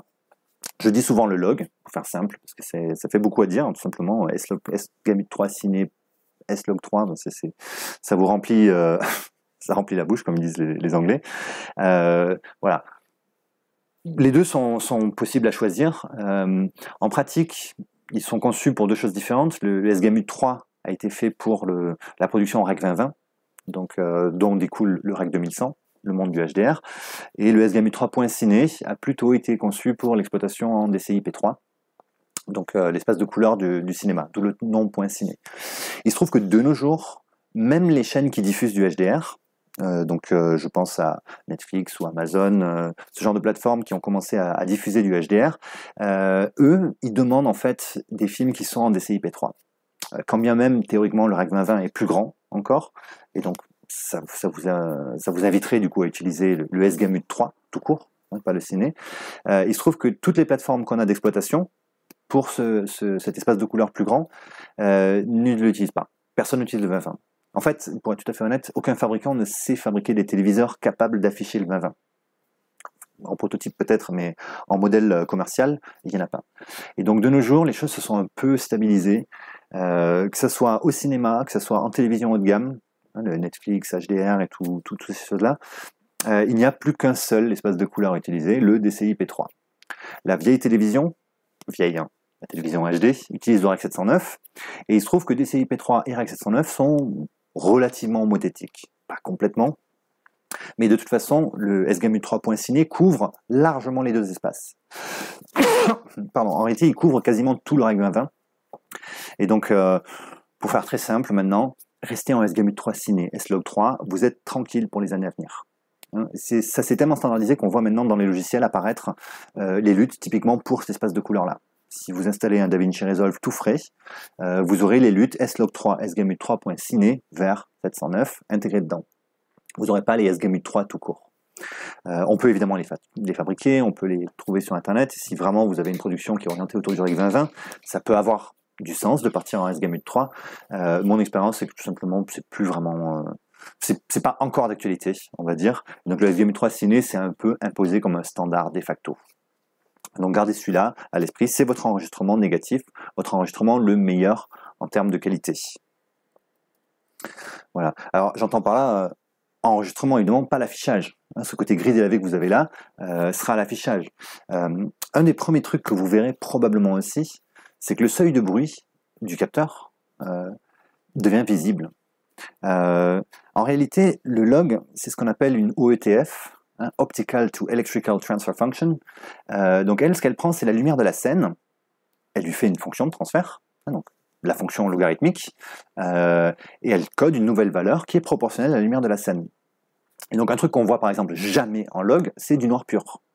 Le noir pur, ce serait l'absence de photons dans une scène, il faut bien vous dire ça. Il n'y a pas de noir pur dans la scène, donc il n'y a pas de noir dans le log. Le log est toujours délavé, il est toujours un petit peu au-dessus du zéro, il correspond à la lumière minimale que le capteur a pu voir, et cette lumière n'est pas zéro, elle est toujours au-dessus de zéro. Plus important dans notre cas présent ici, vous verrez aussi le seuil de bruit. Le seuil de bruit sorti du capteur. Il se trouve qu'en standard, les caméras en général clippent, vont tronquer le seuil de bruit, pour pas qu'on ait une image bruyante. Ce qui a du sens, évidemment. On veut l'image la plus pure possible. Et donc, quand vous êtes en standard, il n'y a pas de bruit dans l'image, et vous basculez en log, tout d'un coup, vous voyez du bruit. Alors, c'est pas un problème du log, ni un problème de la caméra. Et non, je vous dis de suite, la caméra n'est pas plus bruyante en log qu'en REC 709. Juste en REC 709, elle a tronqué le bruit, donc vous la voyez pas, mais elle l'a tronqué en jetant. Dites-vous qu'au moment de la post-production, quand vous allez développer votre log, vous pourrez aussi à ce moment-là le tronquer et le jeter. Ce qui est intéressant, c'est qu'on a une méthode alternative. Si on veut, en post-production, on peut aussi dégrainer. On peut débruiter l'image et donc avoir accès à l'information qu'il y avait dedans. Et ça, c'est un choix qu'on n'a plus quand on tourne en REC 709. L'autre chose que vous verrez aussi, c'est que si on tourne en REC 709, les hautes lumières vont être tronquées. Souvenez-vous, la brillance d'un objet très lumineux, votre écran n'est pas capable de la reproduire. Il n'est pas plus brillant que les pixels qui sont à sa disposition. Et donc, comme vous êtes limité à la brillance de votre écran, l'enregistrement en standard avec 709 va tronquer aussi les hautes lumières, les foutre à la poubelle, purement et simplement. Quand on est en log, on garde toutes ces informations, donc à la fois en bas, le seuil de bruit, les basses lumières, les ombres, les gris moyens, les blancs et les super blancs. Tout ce qui est au-dessus du blanc, jusqu'à un certain nombre de diaphes, qui dépend de quel est votre EI. Et donc, si vous êtes tourné avec un EI élevé, vous aurez 5, 6, 7, 8 diaphes de latitude au-dessus du gris moyen. Et donc, c'est des informations qu'on peut récupérer plus tard. J'entends par récupérer, en faire quelque chose.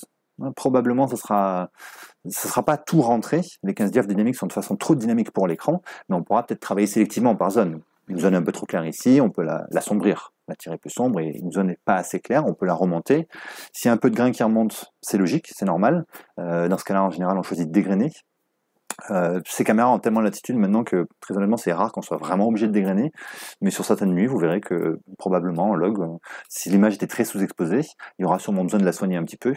Voilà. Et c'est normal. Si vous aviez tourné en REC 709, vous n'auriez pas eu du grain, vous auriez eu du noir pur. Les ombres auraient été tronquées. Donc j'espère que ça c'est assez clair.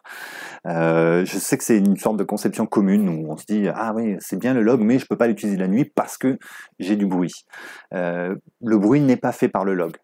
Le bruit est fait par le capteur. Tous les capteurs du monde ont un rapport signal-bruit exprimé en décibels par les ingénieurs.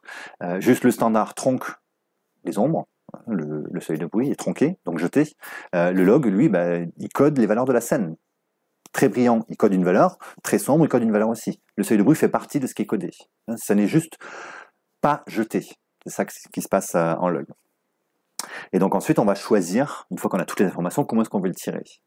Et la manière la plus simple d'aborder le problème, et probablement la meilleure pour plein de raisons différentes, c'est de travailler avec les luttes. Alors, il y a une foultitude de luttes ici, je ne vais pas rentrer dans le détail. Si vous voulez vraiment plus de détails à ce niveau-là, je vous conseille de traîner un peu, revenir vers un visuel. J'ai récemment fait une formation complète sur le sujet, vraiment très complète, plusieurs heures dédiées juste à ça, comment est-ce qu'on exploite au mieux ces données ici. Mais pour la faire très simple, et dans le cadre de ce webinaire ici, la façon la plus simple d'exploiter, c'est de prendre une lutte S-Log vers standard qu'on peut utiliser en post-production. Ça restaure ce qu'aurait été le standard. Et parmi la foultitude de luttes disponibles, il y en a une qui est de plus en plus populaire. C'est la séance couleur de la Sony Venice. Elle est populaire parce qu'elle est, elle est belle, évidemment. C'est une belle courbe. Elle produit des tons chers qui sont plus intéressants. Elle a un beau contraste. Vous verrez que les noirs redeviennent bien noirs. Dès qu'on l'applique, pouf, le seuil de bruit disparaît aussi. Comme si vous étiez un standard. Et cette lutte est à la fois disponible en post-production et dans les caméras. Et donc cette lutte, c'est la Cinetone. Vous avez sûrement entendu parler, probablement, parce que pareil, elle n'est pas toute nouvelle, elle date de la FX9 aussi. Et donc c'est une lutte qu'on peut utiliser soit au tirage, si on a enregistré en log, on l'a choisi au tirage, on peut donc obtenir notre image standard de cette façon-là, tout en ayant accès, c'est ça qui est intéressant, au log, à la matière première. On pourra changer les choses, je vous montrerai rapidement comment ça fonctionne juste après. Mais on peut aussi l'avoir dans la caméra. C'est-à-dire qu'on n'est pas obligé de faire une transformation standard, j'allais dire old school, où on transforme bêtement le Rec 709 le log en Rec 709. On va pouvoir utiliser une recette un peu plus douce, un peu plus riche. Cette recette utilise notamment tous les 15 diaph de dynamique du capteur sont utilisés pour faire un standard. Donc ça c'est très visuel sur des très hautes lumières ici. Vous avez une sorte d'illustration, si je vous remets ça en plein écran, vous voyez ici qu'il y a de la matière partout. Même si le sujet est à contre, même si tout est brillant dans cette image ici, et probablement ces lumières à contre ici étaient bien au-dessus du 100% qu'on peut afficher sur un écran, eh bien chaque source de lumière a contribué d'une manière ou d'une autre à la courbe de sortie. Et donc on peut voir que le mur blanc est moins blanc que l'entrée de jour qui vient de la fenêtre. Vous voyez, on voit une entrée de jour un peu bleutée. On conserve la couleur des très hautes lumières. Notez aussi qu'on a des tons chers qui sont impeccables. Bon, évidemment, le visage est éclairé ici. Les tons chers sont beaucoup plus beaux qu'en Rec 709. Ça, c'est quelque chose que je reproche beaucoup à la télévision classique. C'est des tons chers massacrés. Écrasé, fluorescent, rose bonbon, bref, je manque pas de mots pour critiquer le look télé. Évidemment, je suis un chef opérateur de fiction, donc forcément j'ai une affinité différente par rapport à l'image. Et ça, c'est ce que je trouve délicieux avec cette caméra, c'est que même si on doit bosser en standard, pensez par là même un live. C'est ce qui est en train de se passer ici, pendant que je vous parle, où j'ai fait une image assez contrastée, on a une partie de mon visage qui est carrément dans l'ombre, une partie avec juste le contre, et une partie qui est dans la lumière. Et j'aime bien pouvoir travailler avec partout de l'information. Cette lutte utilise tous les 15 diaph de dynamique du capteur pour faire un beau tirage en sortie.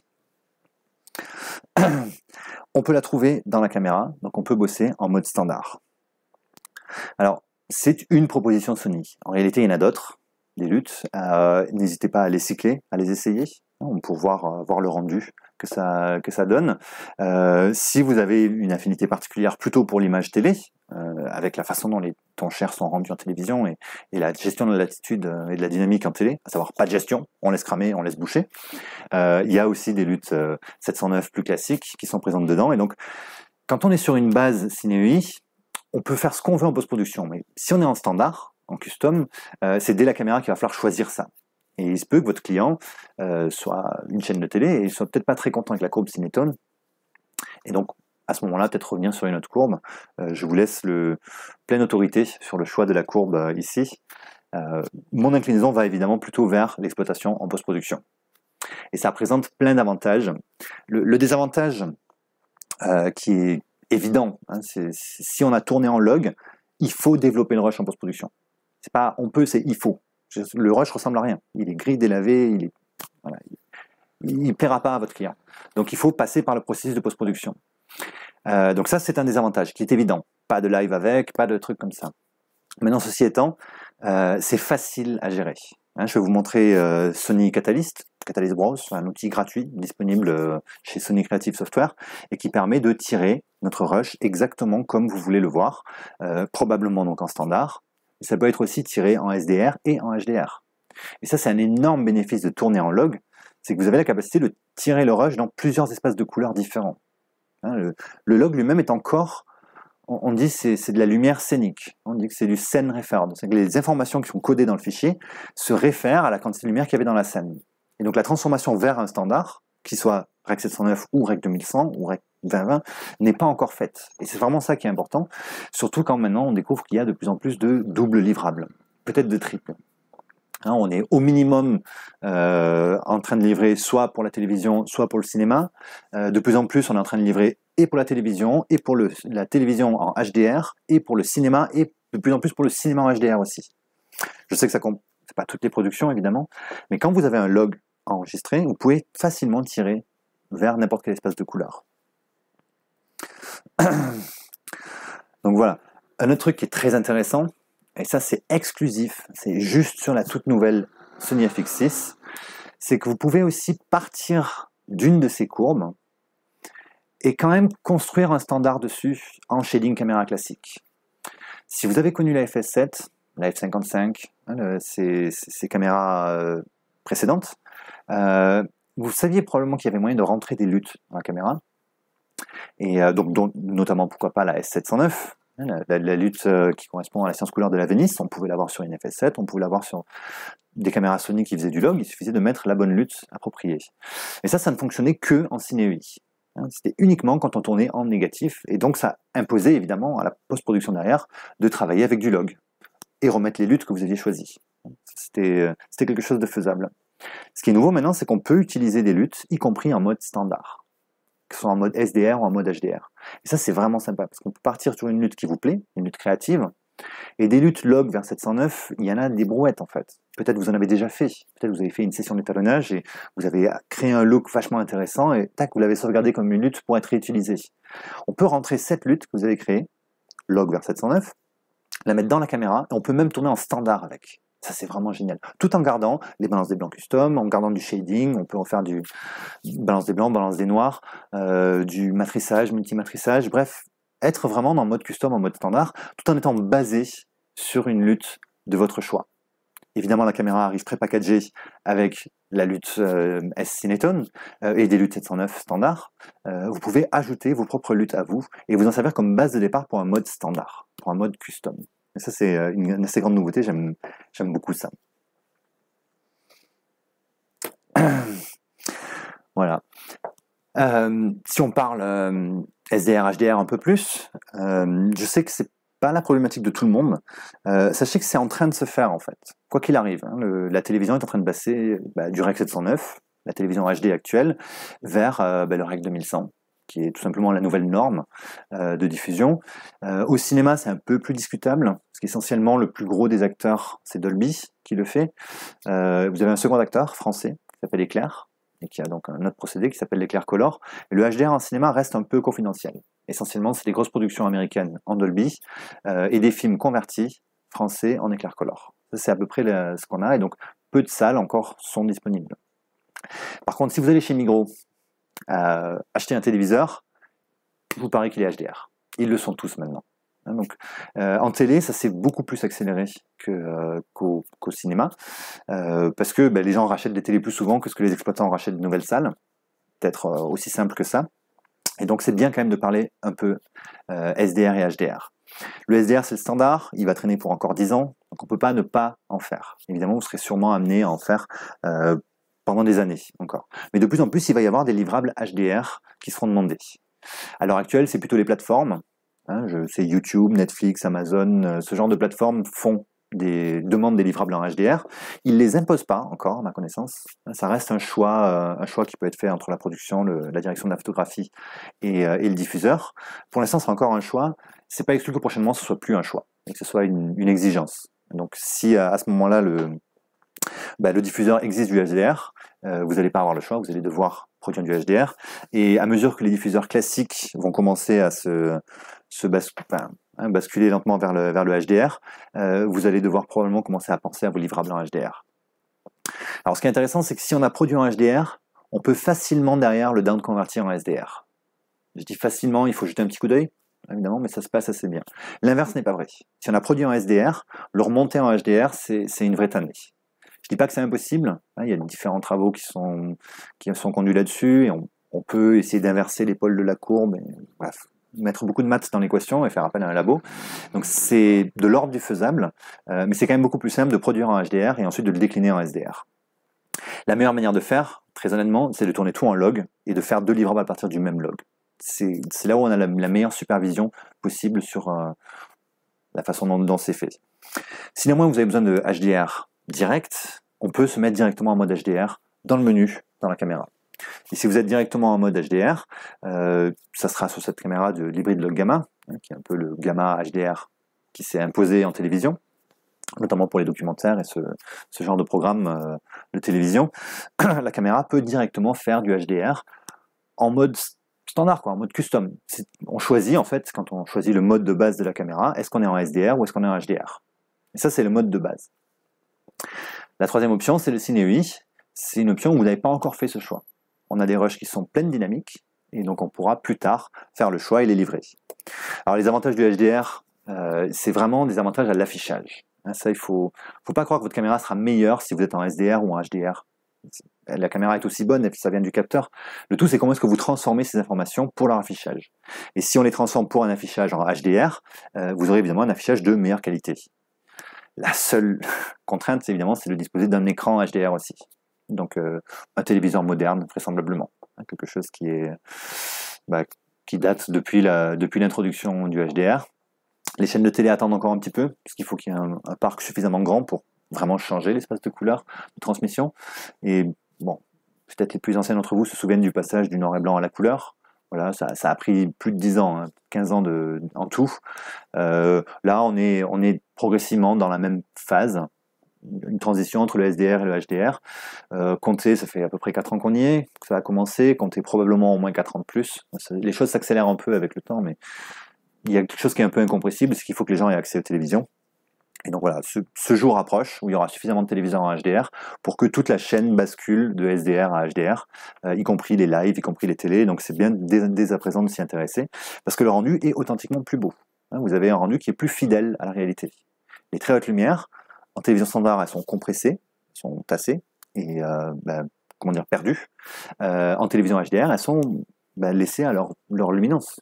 Si c'était une haute lumière dans une scène, c'est toujours une haute lumière au moment de l'affichage. Donc voilà, c'est vraiment bien de s'y intéresser parce que c'est en train d'arriver et ces nouveaux outils sont bien parce qu'ils nous permettent de pratiquer dès à présent. Et si en plus vous avez un téléviseur HDR pour regarder les images, je vous assure c'est assez passionnant. Voilà. C'est peut-être le moment où je vais vous montrer Catalyst Browse. Donc Catalyst Browse, c'est un logiciel qui est gratuit, qui est fourni par Sony, et lui il permet de faire toutes ces étapes dont j'ai un peu parlé au moment du Cine UI, en tout cas de tout ce qui est science couleur, notamment développer le négatif en positif, faire le choix d'une lutte à ce moment-là, choisir de sortir en SDR ou en HDR, toutes ces choses-là ici. Vous avez un super compagnon à votre caméra, c'est Catalyst. Et donc je vais essayer de basculer sur un Catalyst. Voilà, vous avez ici un joli, voilà, juste une paire de rushs ici. Ces rushs sont très astucieusement tournés en log, évidemment. Et donc on le voit à la vignette d'ailleurs. Vous connaissez ce petit gris délavé ici. Voilà, on sent vaguement le cadre quand même. Notez que le log, c'est pas comme un négatif film où les couleurs étaient inversées, le noir était blanc, le rouge était cyan, etc. Non, là, on voit quand même l'image, on a une sensation de l'image. Ce qu'on se rend pas compte, évidemment, c'est que ça, c'est une image à très très haute dynamique. Elle est à 15 diaps de dynamique, elle est à la dynamique du capteur.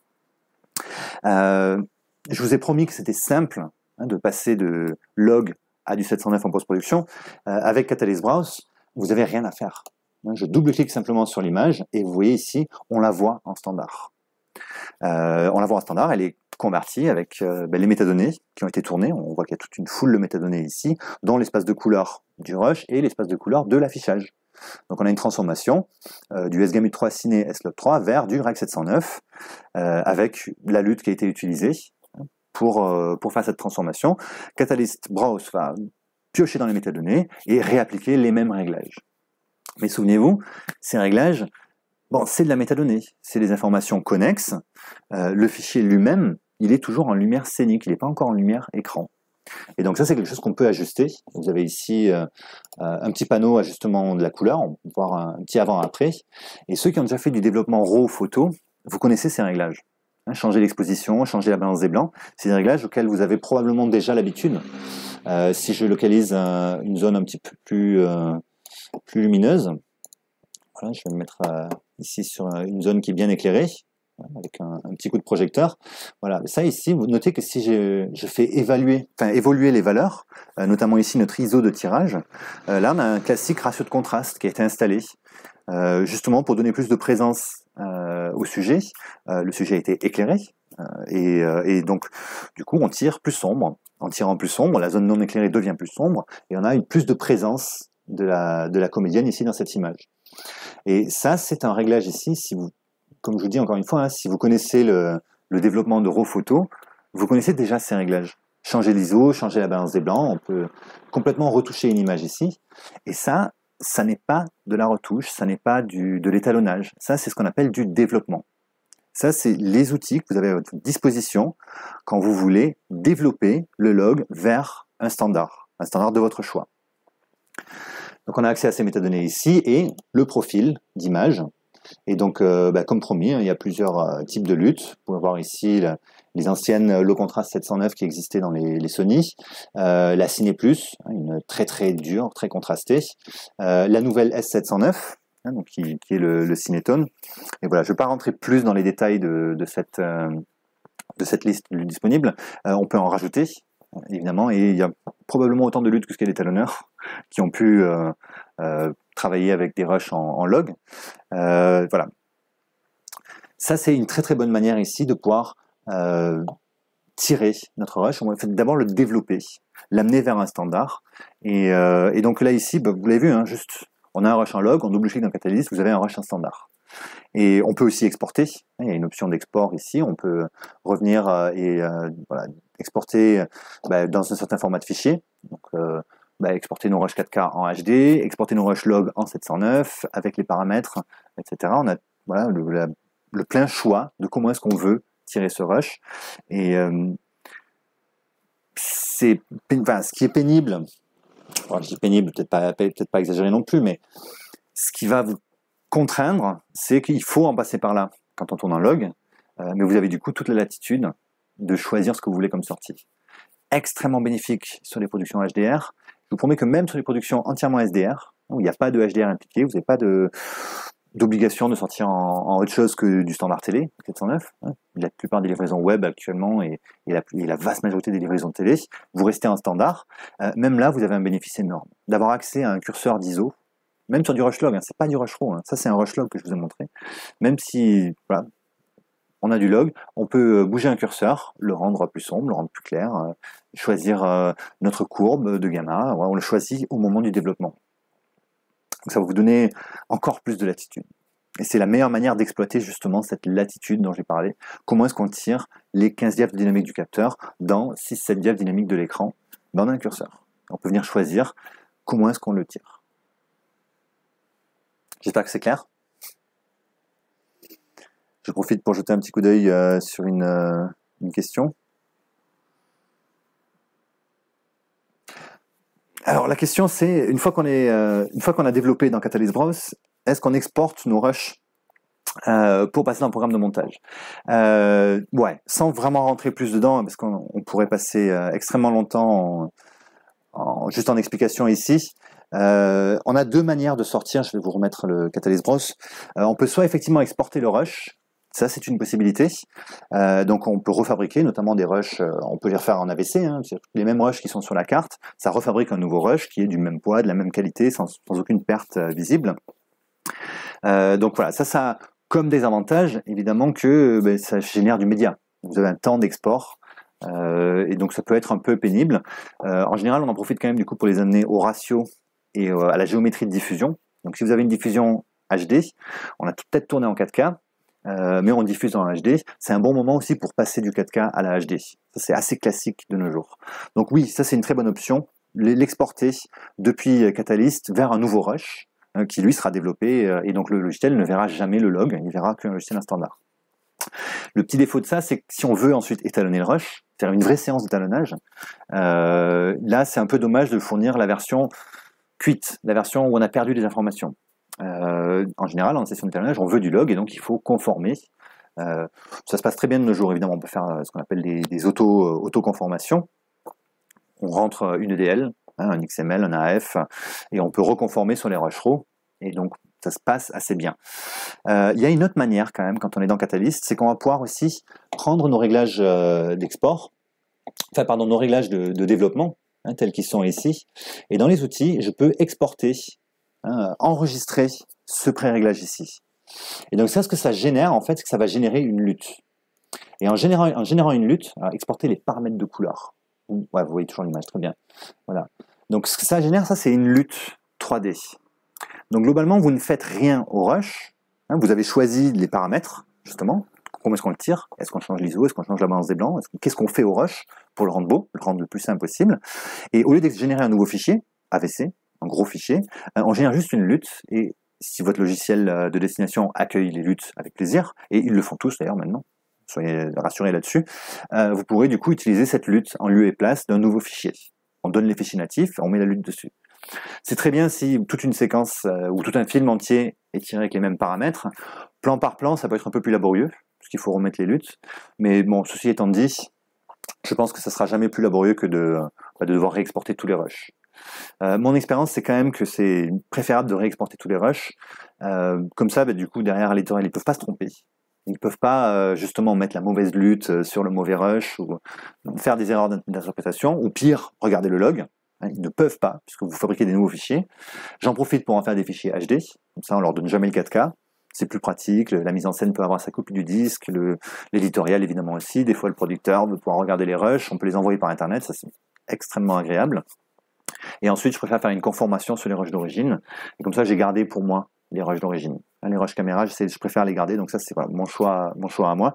Mais on pourrait aussi utiliser une lutte et donner les rushs natifs à un Premiere Pro, un Final Cut Pro, à vide, ce que vous voulez, et ensuite attacher les luttes dessus. Voilà, c'est une bonne manière de faire aussi. Et donc là, ça permet de pas avoir besoin de faire de confo plus tard. Le DL tel qu'elle est peut rentrer dans un logiciel d'étalonnage, elle est toujours connectée au rush natif, il n'y a pas besoin de conformer, de revenir au rush log, les rushs étaient log tout le long en fait. Mais ils ont été affichés correctement, puisqu'il y avait une bonne lutte d'affichage.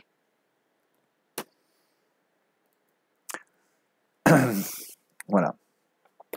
C'est bien ça en fait les questions au fur et à mesure. Je suis assez content. Voilà. Oh, mon Dieu, 90 minutes déjà. Et vous êtes tous là encore. Hein. Franchement, je suis épaté. J'ai pas vu le temps passer. Je suis désolé.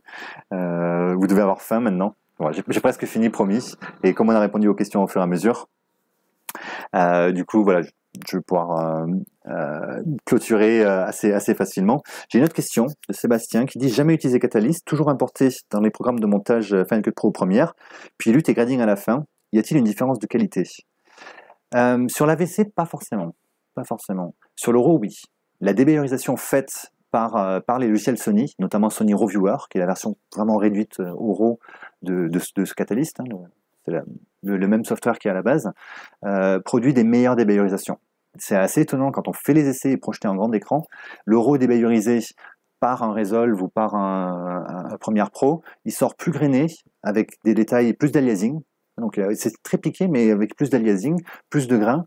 Et si on débayerise avec les outils Sony, la débayerisation est meilleure. Maintenant, pour de l'AVC, très honnêtement, tout ça c'est de la lutte, en fait. Que ce soit dans Catalyst ou que ce soit dans votre logiciel de destination, en pratique c'est de la lutte, et donc la différence est plus difficile à voir. Donc voilà. Si tu as un workflow déjà en place, Sébastien, où tu vas rentrer tes logs et puis ensuite y mettre tes luttes dessus, c'est une très bonne manière de le faire. Si je montais Catalyst Browse, c'est que c'est aussi une super manière de faire les luttes. Et c'est avec les rushs Sony, vous savez, on a ce truc que si on a tourné par exemple à 200 ASA, ça veut dire qu'on a surexposé le rush de 2 diaph. On était sur une base 800, on tourne à 200 ASA, donc on a surexposé le rush de 2 diaph. Ce rush, quand il arrive au moment du montage, il arrive sur X de 2 diaph. De facto, puisqu'on a surexposé de 2 diaph au tournage. Et donc ensuite, vous mettez votre lutte Sony S-Log3 vers 709, et paf, ce rush, il sort explosé. Il est super moche. Et donc là, vous pourrez avoir le réflexe de dire, tiens, mais je vais choper le curseur d'exposition dans Premiere Pro et baisser l'exposition de 2 diaph. Et en réalité, Premiere Pro, c'est pas vraiment comment est le log de Sony. C'est une sorte de popote maison qui correspond à aucun des logs véritables des caméras, et donc on se retrouve avec des baisses de contraste. Vous baissez l'exposition et tous les noirs se tassent entre eux, alors qu'ils devraient être décalés, c'est de l'exposition.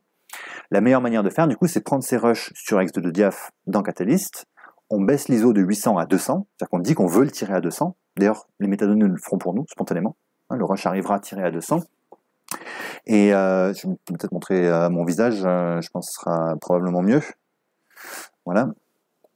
Et donc, on ouvre le rush dans Catalyst, on tire de ISO 800 à ISO 200, on sauvegarde la lutte, et c'est cette lutte que vous mettez dans votre Final Cut Pro, votre Premiere Pro, et vous n'avez plus touché le curseur d'exposition. Le rush, il va être tiré à 200 hasard. Il va être tiré comme il a été tourné. Et donc, c'est un bon générateur de luttes. Il peut générer des luttes, notamment les luttes d'ISO. C'est extrêmement pratique de passer par Catalyst pour tirer les luttes d'ISO. Et au final, vous n'aurez pas non plus 1 milliard d'ISO sur un tournage. Très honnêtement, probablement, vous avez les rushs de nuit qui sont tournés avec des ISO faibles, les rushs de jour qui sont tournés en ISO standard. Pas besoin de changer l'ISO pour des rushs de jour. Et donc, globalement, il y a 2 luttes à sortir. Ça, c'est mon expérience statistique. Alors, une autre question. Sur la FX9, lorsque l'on modifie la valeur du filtre variable, lorsque la limite inférieure est atteinte et que l'on continue, la tourelle de filtre s'escamote. Ouais, non, donc ça c'est une bonne question. Je l'ai expliqué plus tôt, il était arrivé juste un peu trop tard Camille. Effectivement, entre 0, un clear et un quart, il n'y a pas d'intermédiaire, c'est une saute. Par contre, ce que vous pouvez faire, c'est désactiver dans le menu le switch auto du ND. Donc si vous voulez pouvoir réduire tout simplement le ND, le ramener à un quart, mais qui s'arrête là, qui ne désactive pas le filtre, ça c'est faisable dans le menu. Je ne sais pas si j'arrive à le trouver assez rapidement. Toujours le problème de faire ça en live. Voilà, basculer ici sur un... Voilà, si on va dans... On est dans User évidemment, dans Shooting. Et ça c'est juste les presets. Vous allez voir que c'est le moment voilà, ND Dial. Voilà. Donc vous avez cette fonction ici qui s'appelle Clear with Dial. Donc cette fonction, ce qu'elle a fait, c'est que si vous continuez à baisser, si elle est on, hein, si on se met sur un réglage allumé ici, et qu'on met on met du variable, voilà, maintenant je peux rouler. Je vais sortir du menu pour que vous puissiez voir cette mire ici. Voilà. Donc je peux rouler pour mettre plus de ND. Vous voyez que si l'image est devenue très sombre, je peux rouler pour mettre moins de ND et arriver effectivement à un quart. Il se passe ce que tu as vu, c'est que tout d'un coup, il va se désactiver. Et en se désactivant, comme tu le dis si justement, le plan est ruiné. Alors hop, pas de panique, on ouvre le menu, on désactive la fonction Clear with Dial. Et si cette fonction est désactivée, ce qui va se passer du coup, c'est que vous allez pouvoir baisser jusqu'à un quart, mais à un quart, il va rester à un quart. Il ne va pas se désactiver. Donc certes, l'image deviendra peut-être un peu plus sombre, parce qu'il manquait à ce moment-là de lumière, mais au moins, il n'y a pas la bascule du filtre ND. Ouais, est-ce que ça répond à ta question, Camille? Je présumais que oui. Voilà. En attendant d'autres questions, je vais basculer sur la toute dernière partie dont je voulais parler. C'est tout ce qui est métadonnées de stabilisation. Ça, c'est quelque chose que beaucoup de gens ne comprennent pas bien comment ça marche. Peut-être que vous en avez entendu parler, beaucoup n'ont jamais entendu parler. En fait, ces caméras, FX9, FX6, FX3, je crois même des nouveaux séries alpha l'ont aussi, elles ont des petits gyroscopes internes et elles peuvent enregistrer en fait les mouvements. Je vais revenir ici. Elles peuvent enregistrer tous les mouvements qui ont concerné la caméra au moment de la prise de vue. Et c'est stocké en métadonnées. Et donc, vous avez des métadonnées pour la stabilisation qui peuvent être enregistrées. Vous avez bougé, hop, il a enregistré de combien vous avez bougé avec une métadonnée offset. Et vous allez être capable plus tard de récupérer un rush restabilisé en utilisant ces métadonnées. L'autre avantage, c'est aussi la rotation. Hein, vous avez probablement entendu parler de Instagram. Je dis ça, je dis rien. En tout cas, de manière plus générique, de beaucoup de nouveaux médias sur les mobiles. C'est devenu un vrai obstacle pour les gens qui diffusent de la vidéo sur ces plateformes, c'est que vos spectateurs n'ont pas envie de devoir tourner le téléphone à chaque fois qu'ils regardent un film. Probablement, ils sont à une seule main en train de regarder leur film dans le métro, et donc ils veulent une vidéo verticale. Voilà, c'est comme ça. On peut être pour ou contre. Je vais certainement pas rentrer dans le débat ici. Évidemment, je suis contre. Le fait est que c'est comme ça. Et donc, voilà, ça peut être intéressant de se dire, donc on va tourner tout en vertical. Et donc, grâce au gyroscope intégré à la caméra, elle peut stocker de combien est-ce qu'on était tourné, et donc Catalyst Browse va pouvoir restaurer ce rush avec la bonne orientation. Comme ça, vous verrez la petite vignette, vous voyez dans le thumbnail, vous verrez la petite vignette, elle est verticale, et c'est pas une image de travers, de côté. Donc ça, ces métadonnées sont utiles pour ça, et là où c'est vraiment extrêmement utile, c'est à la limite une rotation de 90 degrés, bon, on va pas se rendre fou, hein, ça peut se faire assez facilement, mais là où c'est très très utile, c'est que ça vous fait un signal qui est pré-analysé en mouvement. Si vous avez déjà fait de la stabilisation en post-production, vous le savez, il faut d'abord analyser le rush pour détecter les mouvements qui sont arrivés pendant le tournage, et ensuite inverser ces mouvements. Si la caméra tourne à droite, il faut rebasculer l'image à gauche, et vice-versa. Et donc il y a toujours un peu de crop, bien sûr. Alors, ce que ces métadonnées permettent, c'est de faire tout ça, mais de façon très accélérée. Il y aura toujours du crop, évidemment, mais vous allez pouvoir stabiliser votre rush au moment de la post-production, en utilisant directement les métadonnées. Donc c'est extrêmement rapide. Globalement, ce que ça coûte, c'est simplement le temps d'enregistrement du nouveau fichier. Donc c'est sur une machine moderne, vous êtes à 10 fois la vitesse. Vous avez un rush en entrée, il est instable, vous le stabilisez, et à la sortie, il va devenir stabilisé en une vitesse record. Ça, c'est vraiment là où c'est le plus pratique. Donc je vais vous montrer vite fait avec Catalyst de nouveau. Si on va revenir ici à ce petit chutier ici, j'ai un deuxième chutier, un deuxième rush dans ce chutier ici, je vais l'ouvrir. Et donc comme vous pouvez voir, hein, voilà, c'est quelque chose qui est filmé, c'est bien filmé à l'arrache. Rassurez-vous, c'est fait exprès par le chef opérateur pour qu'on puisse illustrer voilà, comment est-ce que ce rush devrait être corrigé. Donc si je reviens en arrière, au moment où on parcourt, on voit ici, il y a la petite information, il y a des métadonnées de stabilisation présentes dans le fichier. Ça, c'est parce que la FX6 qui a tourné ce rush ici, c'était même pas une option à activer dessus, elle est de facto activée. Et donc, du coup, voilà, les métadonnées sont dedans. Si on le lit en standard, on voit notre petite vignette ici, on voit que c'est instable, mais grâce aux métadonnées ici, on sait qu'on va pouvoir le corriger. Et pour que vous puissiez voir tout simplement à quel point c'est facile, on va tout simplement faire un clic droit, stabiliser le clip. Voilà. Il va l'analyser ultra vite. Donc là, l'intégralité du clip est analysée. En fait, il est juste allé dans le clip lire les métadonnées. Elles ont déjà été analysées. La caméra a enregistré les métadonnées. Et donc ensuite, on va pouvoir tout simplement stabiliser l'image. Donc vous avez deux réglages. Il y a le réglage auto et le réglage manuel. Je vais mettre... Est-ce qu'on peut mettre en côte à côte? Ouais, donc évidemment, juste au moment où je veux montrer le truc, ça marche pas. Sinon, ça serait pas drôle.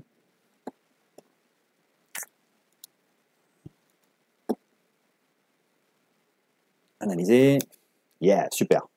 Donc en automatique, ce que vous pouvez voir du coup, c'est qu'il a massivement recadré l'image. Ça, c'est parce que dans ce plan ici, il y a des mouvements vraiment extrêmes. Et donc si on voulait stabiliser l'intégralité du rush, on se retrouve avec un rush qui est ultra recadré. Heureusement, ça, c'est facilement sélectionnable. Et vous allez pouvoir ici voilà, modifier un peu le raccord, ce qu'ils appellent le rapport de découpage, donc le taux de zoom, en fait, le taux de crop ici. Et notez que là, déjà, avec juste ne serait-ce que 80% de crop, on avait le rush très instable à gauche qui tape dans tous les sens, et puis un rush qui devient beaucoup plus stable à droite. Voilà.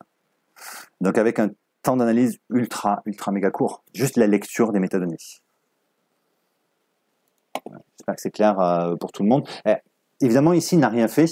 Donc il n'a rien fait ici, vous l'affichez correctement, mais si vous voulez que ça devienne un rush, vous cliquez sur le bouton exporter et il peut refabriquer un nouveau rush, identique au précédent, mais entièrement stabilisé. Voilà. Je vais probablement revenir à moi, à mon image à moi, oui, bonjour, de nouveau, et essayer de lire, voilà, lire les questions, parce que vous êtes du coup très nombreux à en poser. Ça tombe bien, on est sur la partie questions.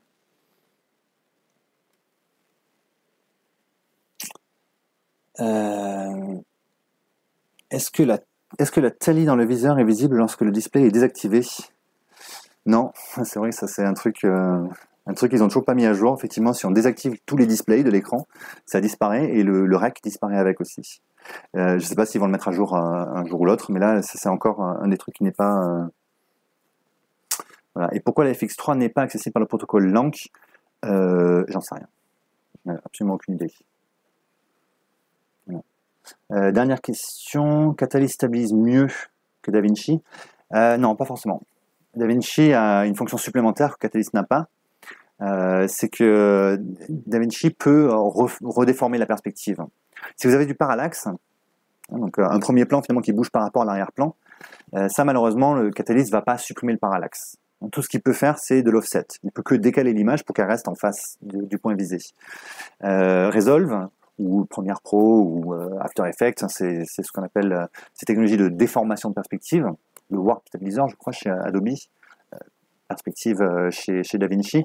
Eux, ils peuvent aller plus loin. Ils peuvent aussi du coup nous redéformer les pixels, les sous-pixels, et réaligner des objets qui sont en parallaxe. Donc ils vont plus loin. La grosse différence que vous allez avoir, c'est évidemment du temps de rendu. Ça va être beaucoup plus long et c'est beaucoup plus de paramètres à régler. Donc si vous avez un plan à vite stabiliser, probablement le plus simple, ce sera de prendre Catalyst, clac, le stabiliser en quelques secondes, ça rend à 10 fois la vitesse et votre plan est stabilisé et ça y est, il peut rentrer dans l'éditorial. Sans autre travail à faire dessus. Si c'est un plan un peu plus important, alors on rentre un peu dans la notion de VFX, et donc là, un des outils de post-production fera mieux, probablement. Mais il y aura un gros temps d'analyse, il y aura beaucoup de temps de calcul, et donc à vous de choisir laquelle de ces méthodes-là.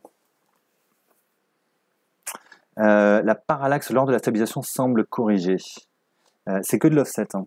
Donc c'est juste que selon la distance où on est du sujet, il se peut fort que la parallaxe soit pas vraiment visible. J'ai pas fait de test très avancé là-dessus, mais à ma connaissance, il corrige pas le parallaxe. Et si je me trompe, c'est une bonne nouvelle. Ça sera encore mieux. Je soupçonne que je me trompe pas. Voilà. Ah, c'est bien. On dirait qu'on est au bout de la présentation. On est au bout de nos questions. Hein. Voilà, des questions.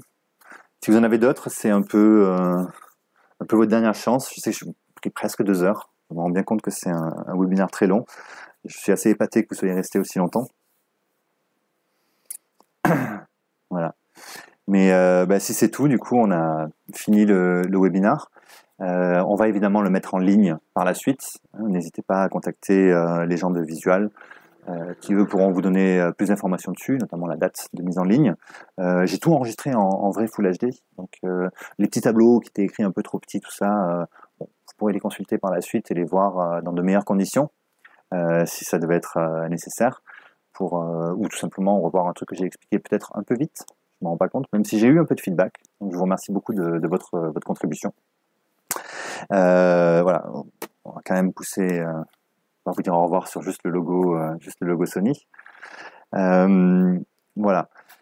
Si vous voulez plus d'informations lourdement, je peux que chaudement vous recommander ma propre formation. C'est mon petit quart d'heure de pub dans ce webinaire ici.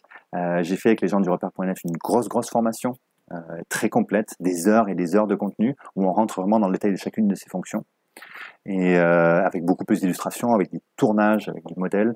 Donc voilà, n'hésitez pas à vous rapprocher soit de Visual, soit du repère.net pour voilà, elle n'est pas tout à fait en ligne encore. J'aurais adoré pouvoir vous donner une adresse, elle n'est pas encore présente, mais elle ira vraiment dans le détail beaucoup plus profondément. Et donc, ça sera pour vous toute l'occasion de progresser encore plus dessus. Et voilà. Une mention spéciale à la personne qui ronfle derrière. C'est probablement mon ordinateur qui ronfle. Désolé pour le petit ronflement. C'est une petite soufflette, mais effectivement, ouais. Je me suis même pas rendu compte qu'elle passait au son. Voilà. Non, c'est pas l'ordi. Alors c'est juste les voitures qui passent. Il y a un micro pas fermé. Bah, j'ai qu'un seul micro ouvert, c'est celui-là. Mais il se peut que les caméras, comme elles envoient aussi sur le SDI, peut-être il y a un micro interne, c'est possible. Ah, c'est extra. Voilà, j'ai passé moi aussi un super bon moment. Je vous remercie justement d'avoir été un peu interactif. Finalement, je pense que je préfère répondre aux questions au fur et à mesure plutôt que de les grouper pour la fin. Et voilà. Bah écoutez, il me reste à vous souhaiter une excellente continuation de journée. Et puis, je vous dis à la prochaine, tout simplement.